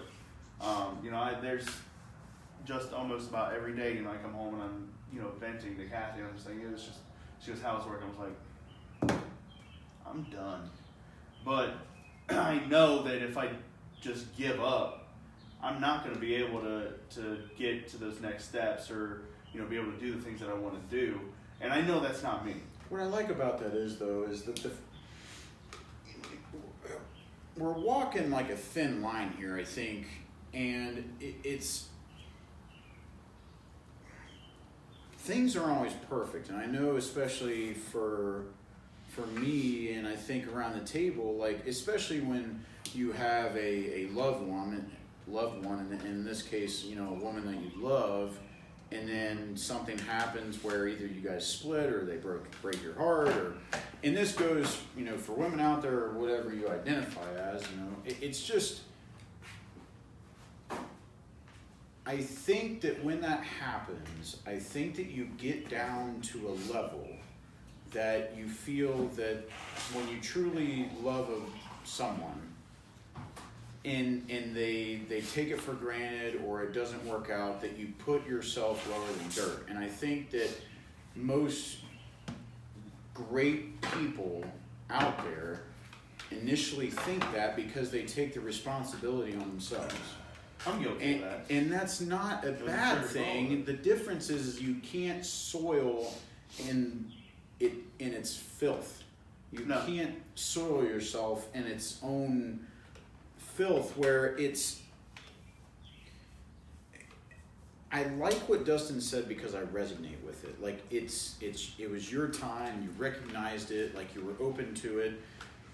And the reason why I recognized it is because it happened to me. Same thing with Alicia, and I think the same thing is what's is going on in Steve's life right now, where it's like when something happens and you lose a loved one, or and that could be death, or it could be just breaking up.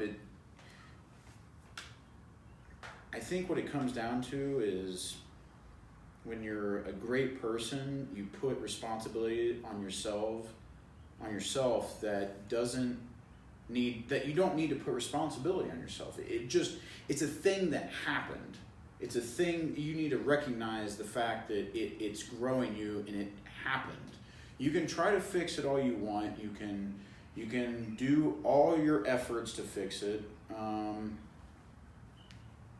But sooner or later, you will find out, and there will be a light at the end of the tunnel saying, this isn't okay. I'm hurting myself. Like trying to chase this person. I'm hurting myself trying to fix something that is broken, that will never be fixed. And it's understanding the fact that you do deserve to be happy. You do deserve to be happy. And the fact that if that is something that wasn't meant to be, and you will know sooner or later, and I know that that's not a defined term, but at least that happened with me, and I think that happened with Dustin. I think that's happening with Steve right now, and it's just something that shouldn't be taken lightly, because when you get down to that level where you're taking all the responsibilities on yourself, that's great. Like, you hear Gary Vee, and you hear all these like entrepreneurs and all these international influencers on social media say, as long as you take responsibility, like, you'll always be golden. Well, no, that's not always true, because if you do that to an extent, especially when you're not dealing with business and you're dealing with your personal life, you're going to dig yourself in a hole that you can't get out of. You're going to put so much shit on your shoulders that you're not going to be able to walk. And until you recognize it, and it's a beautiful day, when you do recognize it,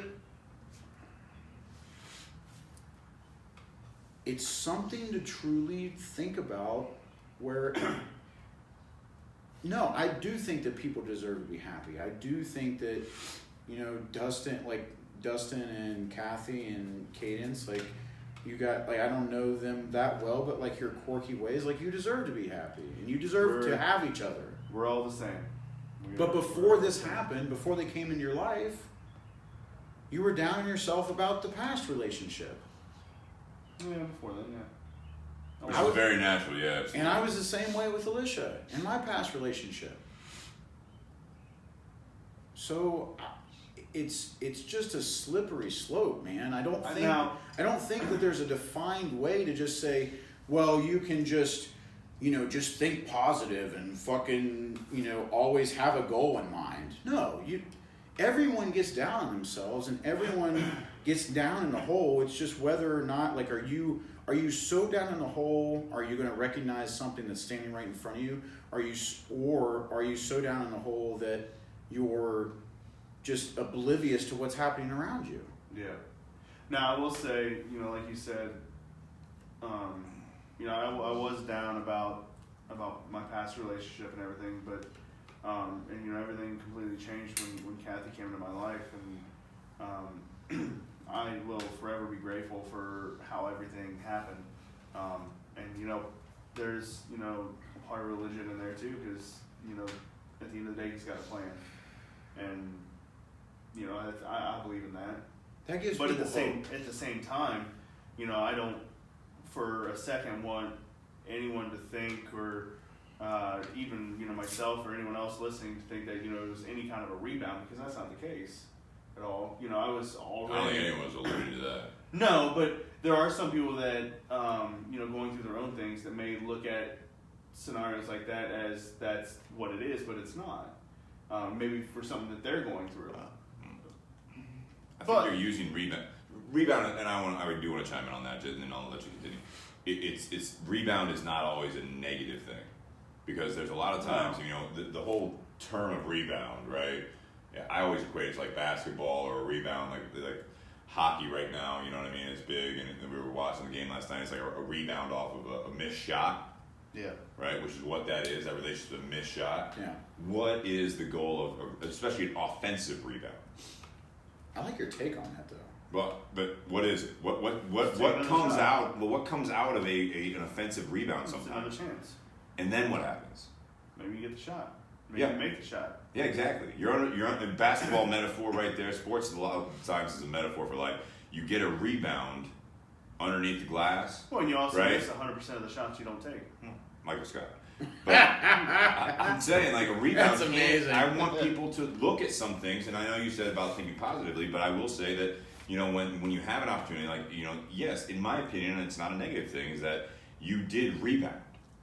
You know what I mean? It's not just a rebound to, like, screw someone else, or, have fun, or whatever it is, and all that. Sometimes a rebound can be something that you're bouncing off of it. Like it was a missed shot. It didn't work out, and now you're by yourself, and you found Kathy again, right? I mean, you guys knew each other in the past, and I don't want to, again, like, we're really drilling down on this, which is fine, but it's like you rebounded with her, and then now it's like you're in the middle of a slam dunk rebound.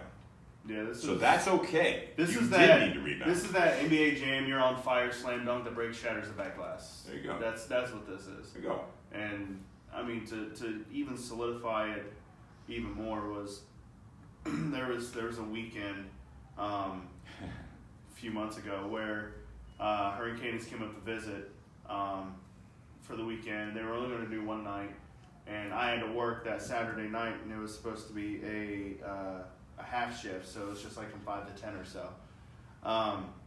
So we had a great Friday night where it was just family time. We watched some movies, hung out, got up. We had Saturday together.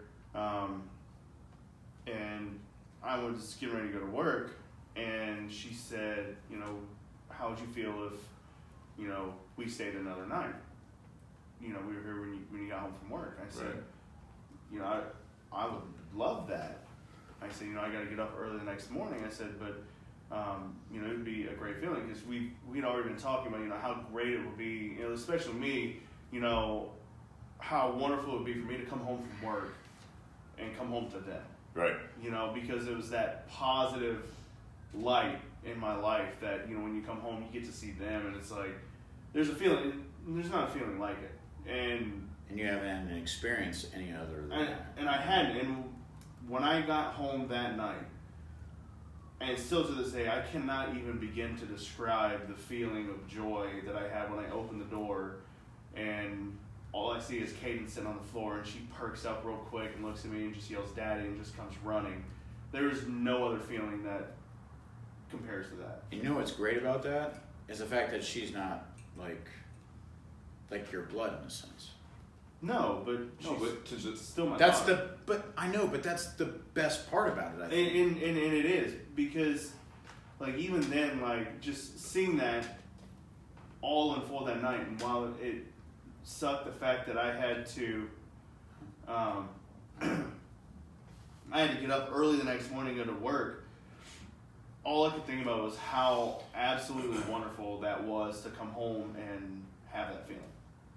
And you had that, you know, they had that too, obviously. You know, yeah, and it was a two-way street. street. They had that too. Like, that's the thing is, you know, and I think that's the true lesson there is that by doing that for yourself, right, you know, and finding that self-worth, you know, that you deserve it, just in that statement, we didn't really highlight that, is that you have, how old is Kate? 5, 6? 5 years old. Yep. 5-year-old now, like, may have been feeling similar thoughts. Maybe not as, constructive thought process in a sense, but it's there. You know what I mean? It's like now, you know, she is finding that self-worth. Because now it's like, you know, like without maybe even her understanding that, or even if you don't necessarily acknowledge that without thinking about it, you did that for 2 other people. Mm-hmm. And that's that support system. So, you know, I do want to comment about that part of it, is that as she had this same, like everything you just talked about looks like was very similar on a very shorter scale and on a less mature mind and heart, that she had a very, like 5-year-old had a very similar experience. Yeah. That she took to you. You're in a sense filling a role that she may or may not have, depending on the timing of it all. Yeah. And I'm going against the whole thing and that it's your time, it's her time, it's someone's time. It's just by doing all these things that you have been able to do and all the experiences leading up to it's not about being your time. It's about being ready for it, or especially being open to it. Oh yeah. And so you have a 5-year-old, pure as gold, being open to it.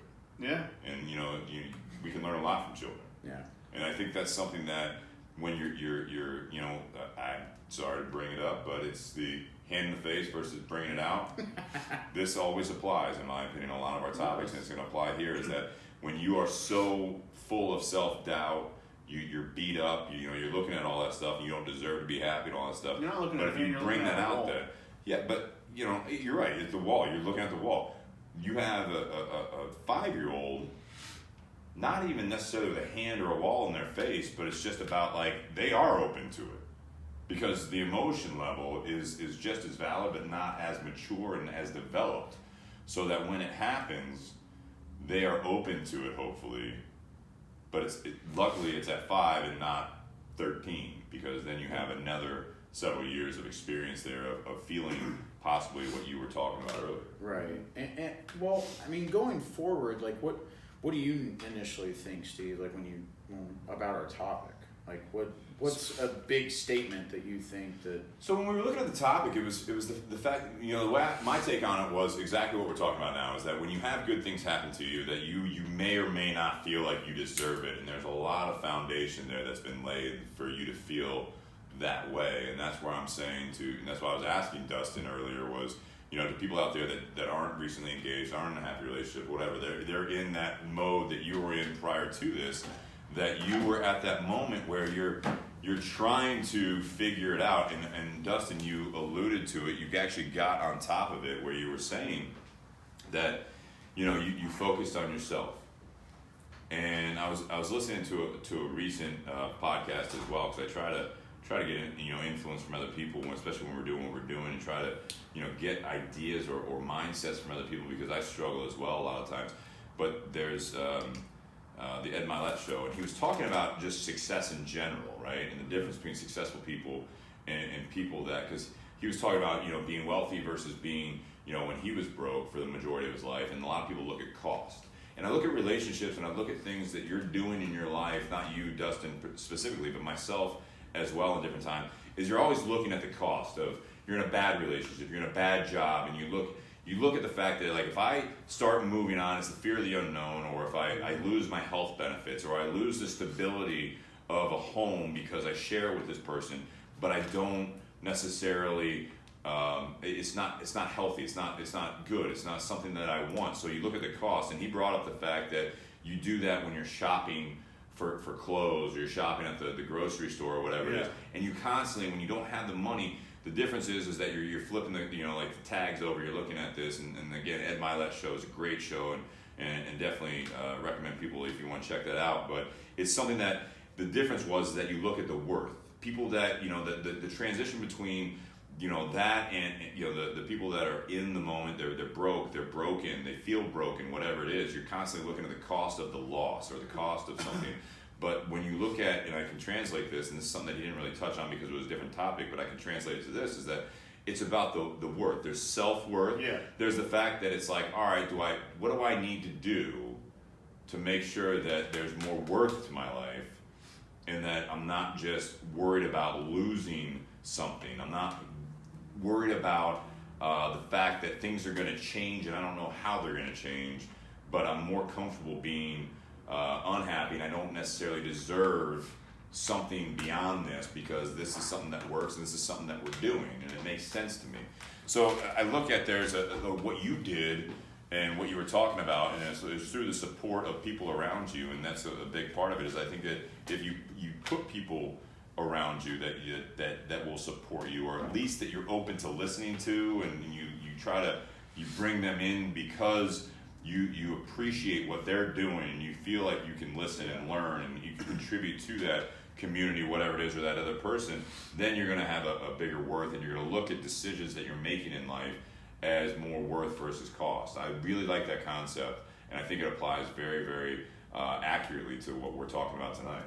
Well, I think on the flip side of that, playing devil's advocate, by all means you want to find not the cost of things, but the worth of it.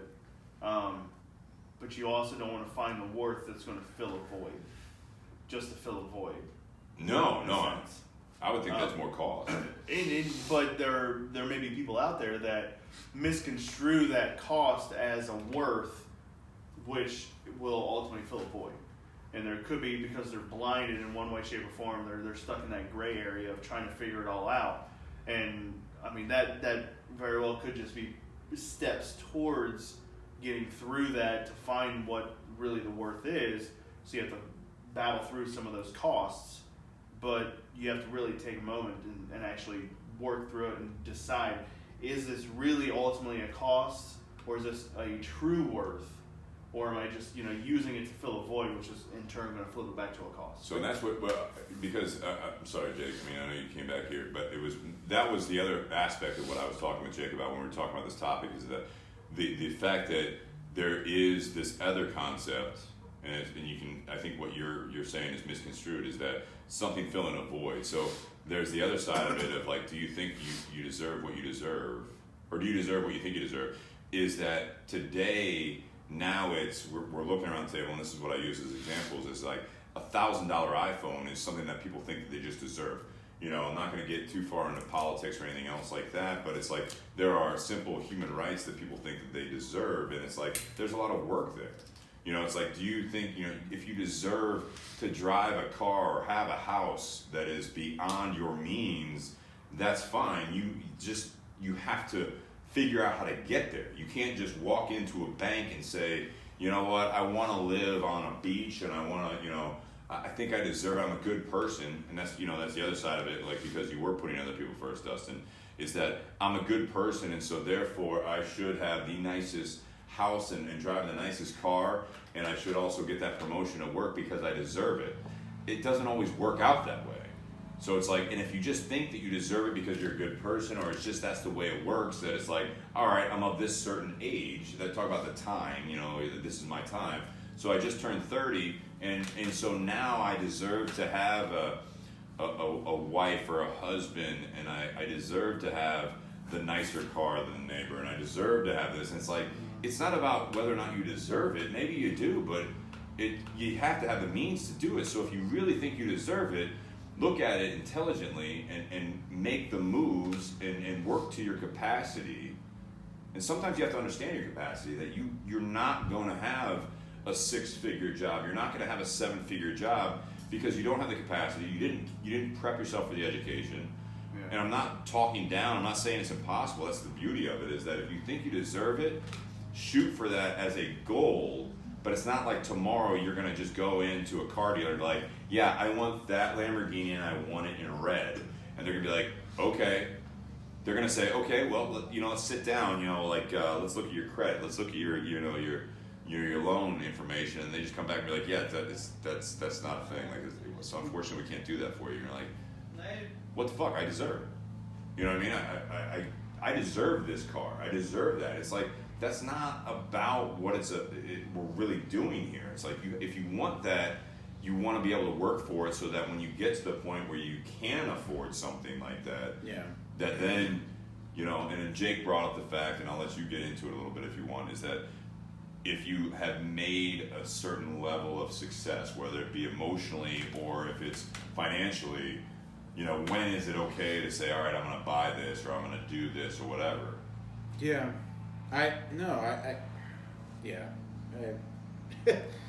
It's funny because I really have spent a lot of time thinking about it today, where based on what Steve was saying and what Dustin was saying, there's kind of really two sides of it. Like, you can talk about rights and the political thing of it and the essence of it, but it's not really what we're talking about. It's talking about, like you said, Steve, like, do you deserve this Lamborghini, or have you worked for it? Have you earned it? Like, I look instead of deserving, and I rephrase it as, do you think you've earned what you've earned? Sure. Where have you earned this? Like, what? Like, last night I brought up the subject of, well, like, I came into a little bit of money. I was working hard. Like, during school, I was going to school and also working, and I was getting paid, and I was happy about it. Well, I had never I had nice cars because I took care of them. They weren't nice cars just because they were nice cars. I took care of them. I kept them clean. We kept the oil done right in them. Everything was maintenance was all done right on them. But cars fail, and just as I'm just doing it as a frame of reference here. When I got my new car, like my Charger RT, I was like ecstatic about it. It wasn't practical for a 22-year-old at all. But at the time, it's one of those things where when I was in high school, when those things came out, I loved that car. Could I have it then? No. Right. Was I going to ask my parents for it? No. Because it wasn't the fact that I didn't think that I deserved it, or the fact that I did think I deserved it. It was just the fact that it wasn't a fact. It wasn't happening. But then I was able to make it a reality. Right. I earned it because I put the hours in. I earned the money. I put it towards it. Mm-hmm. And I think when we're talking about, do you think you deserve what you deserve, it really depends on what we're talking about. Are we talking about a product? Are we talking about a service? Are we talking about rights? Are we talking about your opinions? Last night, Steve and I got into a subject where I really, I started one way and then I ended another way, where I was a complete hypocrite in myself. That was me evaluating myself, where I said, I don't think people, I love the fact that this country was based on the freedom of speech, but some people are just idiots. And they've lost, after a certain point, I think some people have lost the right to talk. They've lost their right of opinion because they're idiots. They don't validate what they're saying. They just have an opinion and they just fucking talk to talk. and it doesn't mean anything. And then Steve brought up the fact of, well, yeah, but if it affects you and then it makes you mad, that's like your prerogative in a sense. And so yeah, there's a lot more to it. I mean, that is the essential part of it. Yeah, I mean, it's one of those things. Yeah, and I was thinking to myself, well, yeah, I'm basically you're not hypocritical. You're in the same boat. I mean, it's just weird. It's a weird sense where we have kids my age that believe, and I did the same thing. You come out of college with debt, and you believe that, and you think that your parents or yourselves have spent the time, the money, and the effort and the stress and all this stuff. You deserve, when you come out of college, that you have the right and that you deserve that position that you've studied 4 years for. You deserve the money that you think that goes with that position, not what the boss is going to pay you. And you all right? Yeah. But the fact is that's not reality, unfortunately. Mm-hmm. And so when that comes to a reality for most kids my age, it's like, well, now what do I do? You have two options. You can get pissed about it and complain about tuition and all this stuff. You can blame whoever. But the main part is that, at least in my case, I chose to go to a school. I wanted to play football. And I owe that debt. I owe the debt for that experience. That's what it cost. I'm not complaining about it now because I get it. I've grown a little bit, and I think that our viewers and our listeners have seen me grown since we've started this thing. I think that's what's so beautiful about this. I don't know how much Steve's grown because he's been the same way. I've grown a lot. But in the same way. The same way. The same with, yeah, and the same with everyone that is involved in this podcast. But my main thought is with tuition and thinking of understanding what you deserve and what you think you deserve. It's not a reality. Rights is a different thing. If you want to talk about like politics, then go ahead. But just because I come out of school with a bachelor's in whatever and I get offered a job, they're still going to train you for the job that you applied to and that you got accepted to. So it's really, and it's like Steve said, like back then, like not even 30 years ago, if people didn't have the money to go to college, what did they do? They didn't go to college. Yeah, they either got a job or they enlisted in the military. Yeah. You know what I mean? So it's like we're dabbling in the fact that we're dabbling in the concept of fact in what you think is right. But these are the mentality that you have, right? So I'm listening to everything you're saying, and it's something that when you talked about your car, I hope I made sense. So you did I actually. Jumped around. No, that was fantastic. I look at what you had said about your car, right? The mentality of is that you worked hard, you did something, and that you couldn't have it at some point. But when you worked hard, you actually got to the point where you felt like you could actually afford to do that. And again, it's not just about the finances, but like life decisions, you could afford to do that. Yeah. Now with college, if you had that same mentality, but that's not the way our country in the U.S. is working necessarily. It's not the way society works at all. Our society, I'm gonna keep it down to the U.S. right now because it's something that is like, if you took the college education in the same regards as that car, you may have graduated and say, you know what? I can't afford this 4-year education to get a bachelor's degree right now, but they offer you money, all right. stuff, you know what I mean? And again, to the same point, it's like you could afford to do the car thing, but you didn't buy the car cash. Right. You know what I mean? You didn't like save up for that. Yeah. We talk about the housing market, all that stuff. It's like, if you don't have a down payment, it wasn't that long ago. If you didn't have 20% to put down, however you do it, you're not getting the house. But then they realize like all these jobs are happening. And it's like, well, we have to have students in the colleges. We have to have people living in the houses. We have to build the houses. We have that going on. So now we built more houses. Now we have to have people that can afford somehow to get in the houses. But now they're coming out with all that. The same thing goes with the relationships. You have to build yourself up to get to that point where you can afford, in a sense, if you want to use the same language, that you can afford to be in that relationship. Because what happens is a lot of times in failed relationships, whatever age you are, you get in farther than you're ready for. Yeah. And that's why you put up with these things. That's why you put up with the student loans of a relationship that you're holding on to. You're like, this is way more than I can handle, and I'm not happy. Yeah. Ray Cheshire actually chimed in from Vietnam. He tunes in when he wakes up and everything. He says, please correct me if I'm off the mark, but people tell me, sorry, this keeps going away on my iPad. People tell me all the time how lucky I am to have had the life that I have had over the last 30 years. I can assure them all that I worked my ass off for it and therefore deserve to reap the rewards of it. I made many tough life decisions and many sacrifices.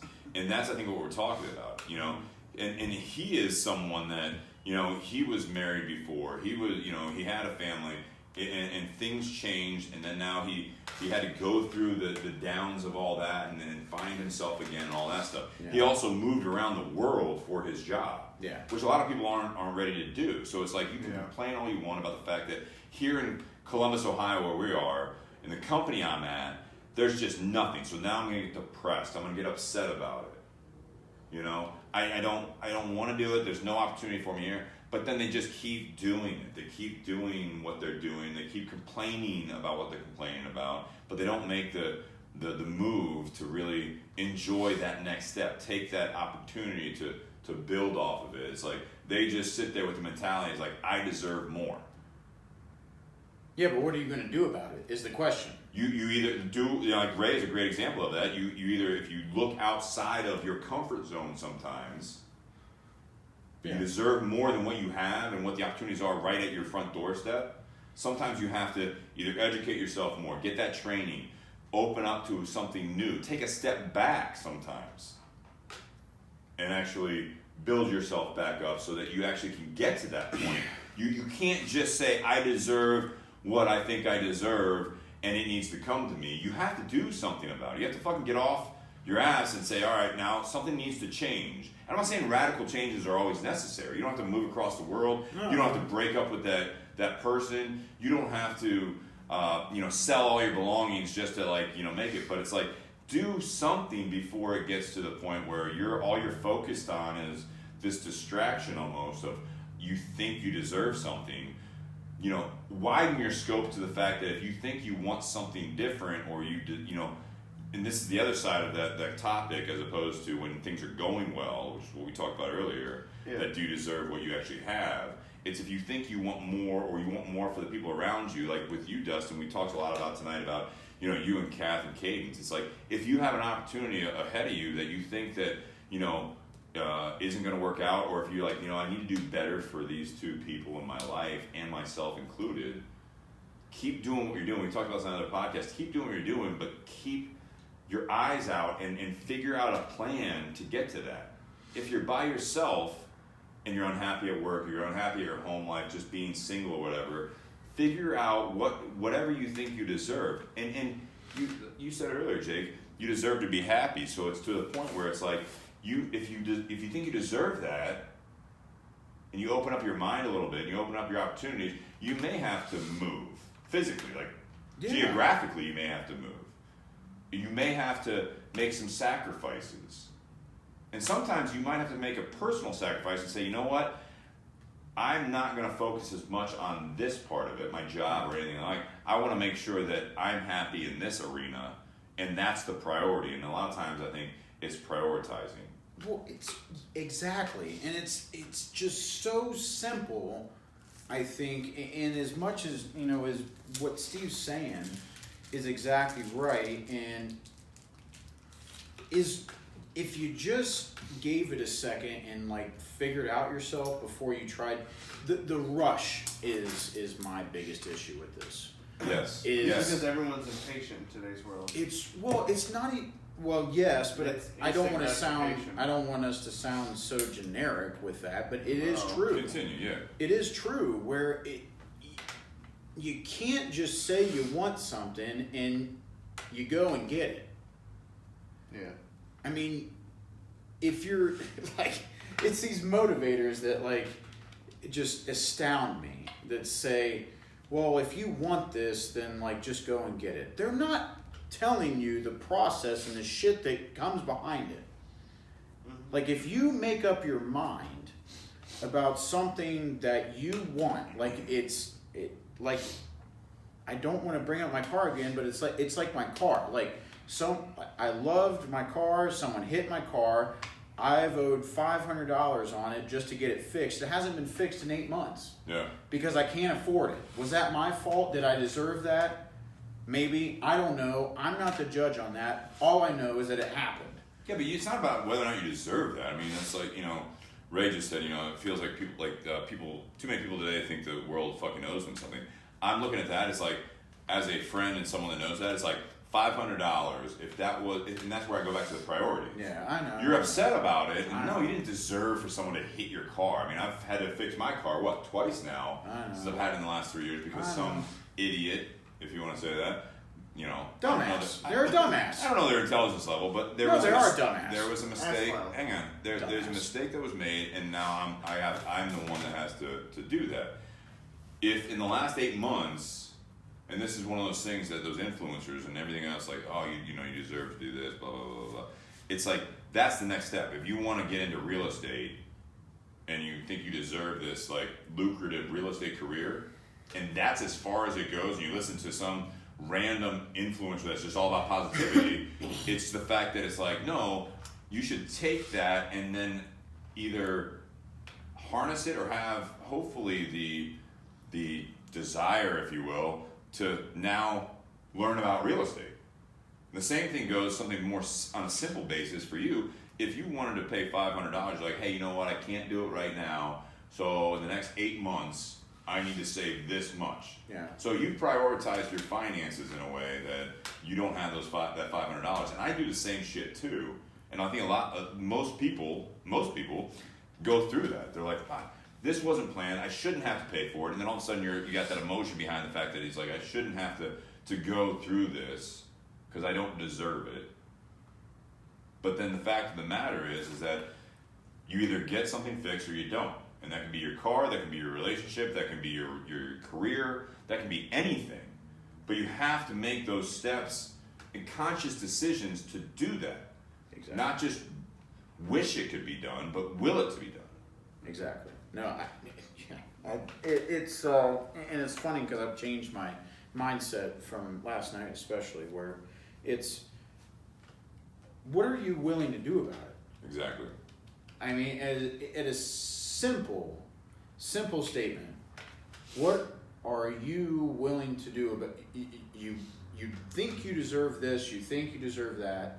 Well, do you really want it, or do you think, like, is it a human right? Like, what is it? I think you got to start with the why. Why do you think you deserve whatever you think you deserve? And that's where I was like going, full circle back. And I think we should, get towards the closing remarks here, at this point. Or we'll have a 3-hour podcast, which whatever. We can re-release. I feel like I keep saying the same shit. You're not. I mean, but going back full circle, it's like, why do you think you deserve something, or why do you think you don't deserve something? That's I think the key of it. And then it's like, what do you want to do about it? To your point, Jake. Yeah, I don't know. What as closing remarks, Stan? Like, what do you think, Dustin? Like, is it just based on like what I left there for a second? But I mean. You teed me up and then walked out. I'm sorry. I know. No, it's fine. It's good. It's good. I had a piss. Here you go. Yeah, exactly. See, yeah.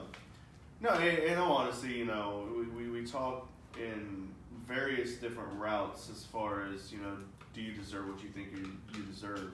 And it, like Steve said, we could sit here and talk for 3 hours on it because there are so many different variables that play into it.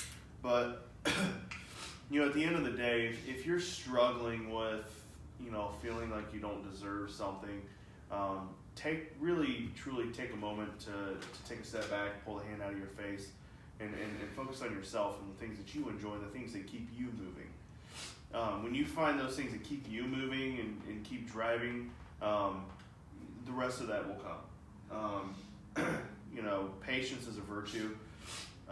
It was something I struggled with in the past. I got better at it. yeah, I got better at it, and then it kind of trickled away, and then it came back, and it's you have to be patient in life altogether, and if you're not, then it's only going to make things worse, and you're going to bury yourself even more than you already are. I wouldn't be where I am today if it wasn't for the people around me and my family, my friends, my close circle. You two, especially, and Kathy, absolutely. And Cadence, and I will always be eternally grateful for each and every one of you guys. And this last weekend was a testament to that. I got to not only ask the woman of my dreams to be my wife or fiance, if you will.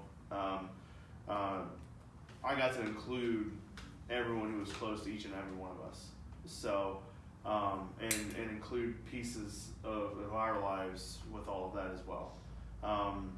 And it was a way for me to bring everything full circle, if you will, and tie it all together, because at the end of the day, yes, I keep myself moving, but, she plays a very crucial role in that as well. So if you're struggling even on your own, reach out.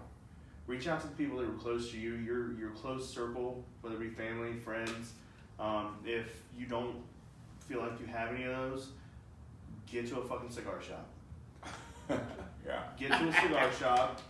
If you don't smoke cigars, Fake it. That's fine. Fake it. Fake it, or just go hang out. Go hang out on the patio. Loiter. Have a drink. You could loiter and just get to know someone. Come hang out with us, man. Yeah, come hang out in the garage. But you really tune have in, to share it to people you think that would actually value this. Yeah. Really push yourself outside of your own comfort zone. Because if you don't, you're gonna stay stagnant. And you're gonna stay where you are.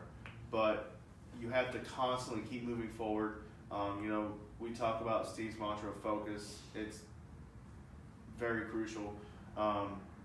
Previous podcasts that I've been on, I made the comment of, yourself is just the tree. You're the trunk and the roots. You have to start with the roots before you can get up to the branches. And those branches are everyone else that plays important roles in your life. And then all the rings that make up that trunk is all the experiences that you've dealt with in life. So they're gonna be there. Yeah. But it's all gonna be a part of you. But it's all gonna be a part of making who you are. But it's a matter of how much you let it affect you, whether be the positive or the negative aspects of the experiences that you've dealt with. Yeah. So are you gonna let those negative experiences affect you more than the positive ones, or are you gonna let those positive ones outshine everything else to allow you to actually know and understand? Yes, I do deserve happiness in life. Yeah. Here's the funny part about this is people think, myself included, we think that we deserve stuff and we don't even know ourselves. And then you finally discover yourself. Like you've been through the ringer, you've experienced a number of different things, and then you think you know yourself again. And then you think you deserve these certain things with that.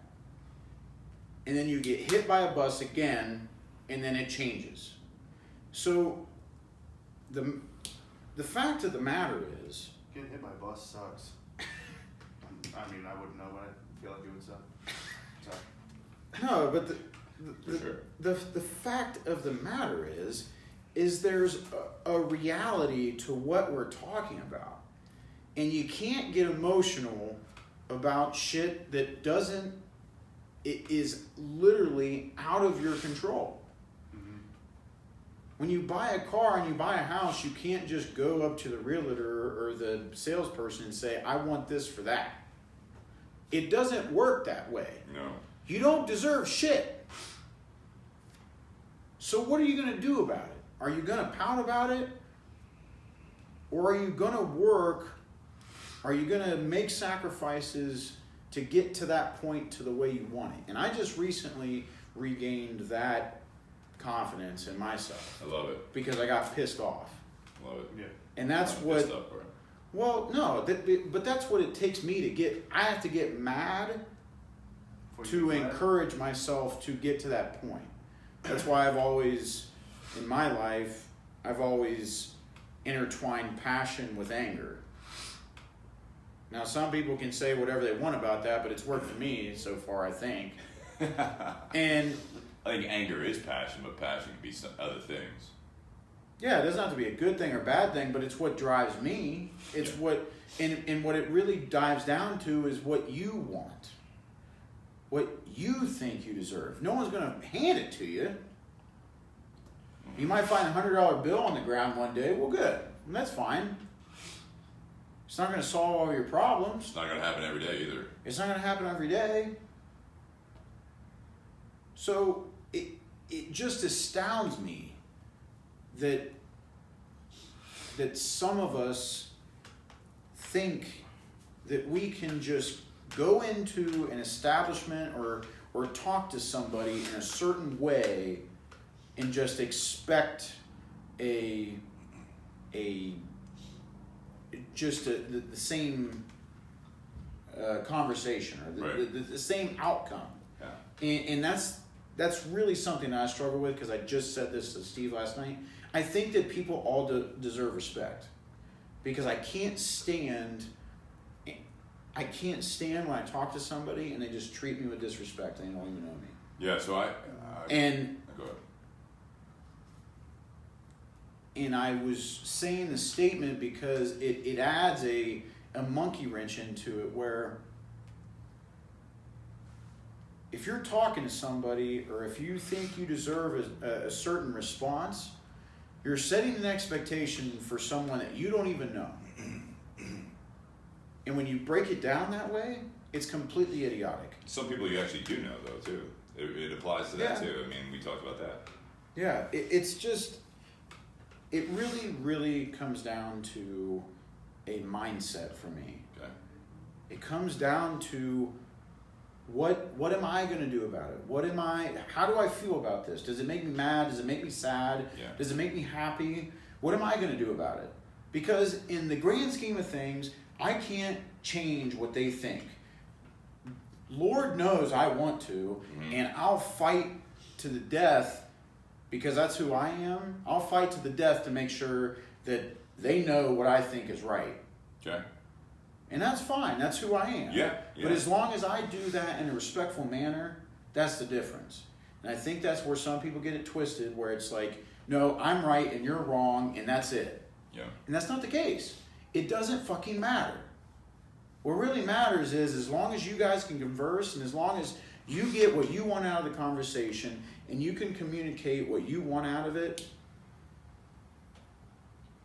I don't see any other better outcome other than the fact of your mindset going into it, as in, I'm going to say what I'm going to say, but I'm not going to let what they're going to say affect me. Yeah.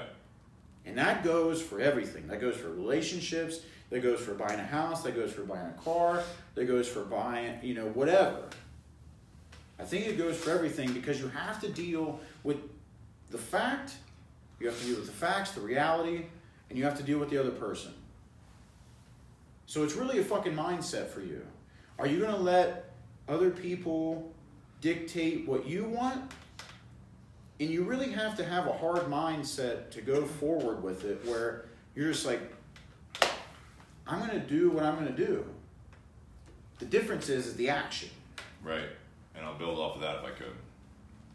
Unless you had more. No, I'm good. I love it. So I'm going to take what you said, Jake, in my mind, and I'm gonna spin it in a sense. So you agree with me? Yes, but I'm going to agree with you on this pretense. When you look at, you deserve what you think you deserve. We have that as a topic, and that's a very subjective thing, right? So if you think you deserve something, or if you don't think you deserve something, but more importantly, if you think you deserve something, whether it be a material thing, whether it be a career, whether it be a relationship, the mentality shift, I'm of the opinion that the mentality shift, there's step one and there's step two. If you think you deserve something, if you're on that side of this topic, and again, we talked earlier about if you're having things going your way and you feel like you don't deserve it, open yourself up. I'm going to touch on that real quickly before we do this as a closing remark.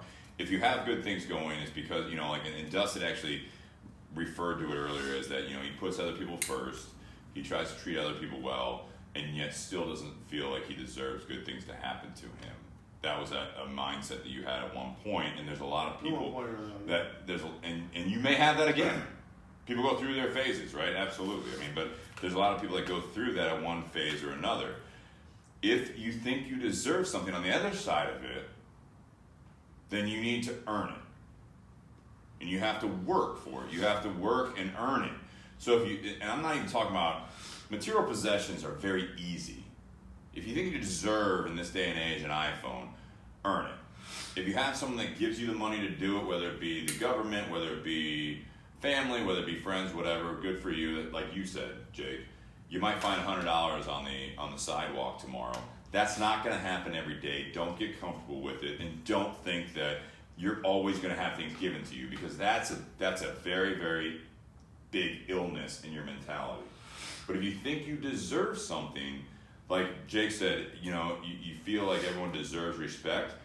I look at it, I'll take it a step further in my mind, is that you deserve the opportunity to have the respect of the person that you're dealing with, whether it's someone that you know, whether it's someone that you're walking in the first time and dealing with. You still have to earn it. They need to be open to it. You don't just walk in and be like, no matter what I say, I'm right. The customer's always right. Fuck that. You're not always right. If you're an asshole and you're demanding things that are absolutely asinine, that you think that I'm going to sell you this product for whatever you said. Like, that's what you were saying. You're going to go in and buy this house for this, and you're going to be like, okay. No, that's an idiot. That's not how this is working. You need to be able to afford it. You need to earn that. So the same thing goes with respect. You don't just go into a conversation with someone that, if they're disrespecting you out of the gate, they profile you, whatever it is, that's on them. You go a different route. You can try to earn it, but sometimes it's just, you're beating a dead horse type mentality, and you can get upset and all that stuff, but it's not going to help anything. Yeah. So now you have to figure out how else can you go about it. You will hit roadblocks when you think you deserve something. Now you have to earn it. Sometimes you have to strategize differently so that you can get to the end goal of something that you think you deserve or something that you want. We didn't get into it a whole lot tonight, but deserving and wanting are two different things. But sometimes something that you want, if you think you deserve it, then and that makes sense in your life and what the route you're going, you don't have to let people hold you back. If that's the only roadblock and you shut down, that's a problem. And that's a great lesson for the good people of the world. Yeah. I think a lot of great people in the world let other people bog them down by their negligence and their negativity. But the driven people don't. Sometimes you might put it good versus bad or whatever it is, but a lot of times you see people that are very successful that are horrible human beings based on your moral compass. But it's typically if they have fought that fight to go around those roadblocks and just do it at any means necessary, that's the extreme. Yeah. But to my side of this is that, do you deserve what you think you deserve? That's up to you, and it's up to you to work on your self-worth so that if you're going to get to a point where you're unhappy, if you're very happy, you need to just, again, to Dustin's point way earlier, you need to develop the ability to give yourself enough credit, and that's not always easy, but have a practical mindset of how to get to the point where you actually do deserve what you think you deserve by fucking earning it and getting to the point where you can have the tools to get there, because it's not just about wanting it and therefore it shall appear. It's about the fact that if I want to buy a bottle of whiskey but I don't have any money, guess what? I'm not getting that bottle of whiskey, whether or not I think I'm a good person or whether or not I think I'm going to, really enjoy this more than the next person that has money. That doesn't fucking matter. If I want this bottle of whiskey and I think I deserve to have a night with the guys or, whatever it is, do this podcast, if we want more viewers on this podcast and we think we deserve it because we have good content and we're getting out there, it doesn't fucking matter. You have to go and you have to earn it. You have to do the work to get what you think you deserve. That's the missing step a lot of the times. And I've been there, and I feel bad for people that are stuck in the fact that things might be going well, but they can't recognize that things are going well. And therefore, they think they don't deserve it. Or if they do recognize that, oh man, this is too good for me and all that stuff, the humble pie, like you're too humble. Like, appreciate it. Yeah. That will get you past that because you're already treating people like Dustin. You're already treating people right.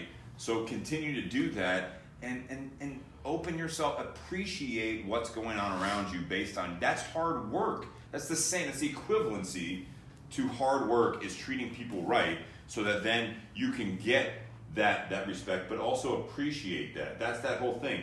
You make, say, to the extreme, you make millions of dollars and you still, I'm going to save every penny. Yeah. I'm going to drive the same car. It's got 300,000 miles. I'm going to live in the same house. There's nothing wrong with that. That's your mentality. But there's nothing wrong that if you're within your means and you have the ability to do so, that you can get that car. You can get that gift for someone you love. You can do all this stuff. But there's no right way to do it as long as you feel like you're doing it confidently and you've actually earned the decisions that you're making. Yeah. Yeah. This has been a great podcast. Steve and I thank Dustin for being on. Even though he is always on in spirit and behind the camera, we thank you for being on tonight. And I love being on. Again, congratulations on your engagement, man. Thanks, man. It's I really appreciate amazing. it. Thank you very, very much for providing the bottle for this evening. One of the most unique bottles we might ever have. Yeah, honestly. The Jeff Mattingly Bourbon 30, and it's it's what, 23 of 40? Is that what it 23 is? or 40. 23, Okay, I love it.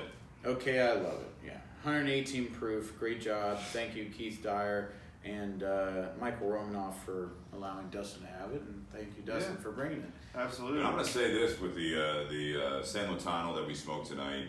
As always, from now until next Tuesday, if you come into the Tinderbox or you call us, we will do 15% off if you say the Bourbon and BS podcast. I can say that because Brian is out of the country right now. Yeah. And he won't be back until after this sale's over, and he might be upset with me. But take advantage of that if you guys are looking forward to trying this new one. What is this? What is this sticker price? Sticker price. We have a 6x50 Toro on the San Lotano Dominicano, and it is $10.25 on our shelves. Not so bad. yeah, No, check it out. no. And thank you to Altadis, this Monte by AJ. It's an AJ night.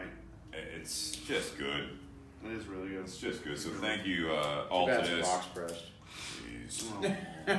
Oh, baby Jill. But I mean, thank you, Josh and Josh Bentley, who's our rep, and thanks Paul Waller for the continued support. Thank you to everyone out there for supporting us. Continue to share it, and we're not just talking about likes and shares and the official start of it. Just tell someone. That's what we want, and I enjoyed this conversation. I'll tell you that. Yeah, I did too. I hope Dustin did. I did want to mention the San Lotano. This is by far their best band. It is absolutely gorgeous. It is. It looks like a My Father band. Blue shade. Yeah, so it's done by Cigar Rings, which is the same people that are doing the Monte by AJ. It's is embossed, gorgeous, blue, gold. gorgeous. And on the box, it has a nice similar sticker on top of a blue box, same shape. And on the side, on both sides, it actually says an exclusive collaboration between AJ Fernandez and Hoshi Blanco. So thank you guys for putting on a great product. And again, we'll go back to the whole thing. Not every cigar, not every bourbon, not every topic, not every situation will be for you, in a sense that this is something that you ideally enjoy. It's not your favorite. Always look at it. And I've been saying this a lot more recently since we talked about, being present, is always be present and try to appreciate it for what it's worth and have an open mind. And I think that I said it on the podcast with Dino the other week, you will appreciate it and the people around you will get more from it. And I think you will as well. Yeah, I think that ties absolutely. into every topic we've talked about, and tonight is no exception. Yes. Did want to say thank you to Tri-State Bourbon Aficionados for the glassware. Karen's Rocks Glasses, we love you guys. Thank you, Tony and the rest of the group. We appreciate you. And thank you everyone for tuning in tonight for Whiskey Wednesday, episode 63. Do you deserve what you deserve? We appreciate you. Tune in next week and look out and come hang out with us at the Tinderbox. Hang out with us, Tinderbox. Next week, Rick Rodriguez from CAO is going to be our guest. I think we're going to have a full garage. I've already got about 3 or 4 people starting off that want to like hang out because Rick's going to be here. Again, very magnetic personality. If you're tuning in now or if you've tuned in earlier, listen to the whole podcast. But I tell you what, next week I think we're in for a treat. Now. There you go. Yeah. Oh wait, I want to be here. Bring a chair to the garage.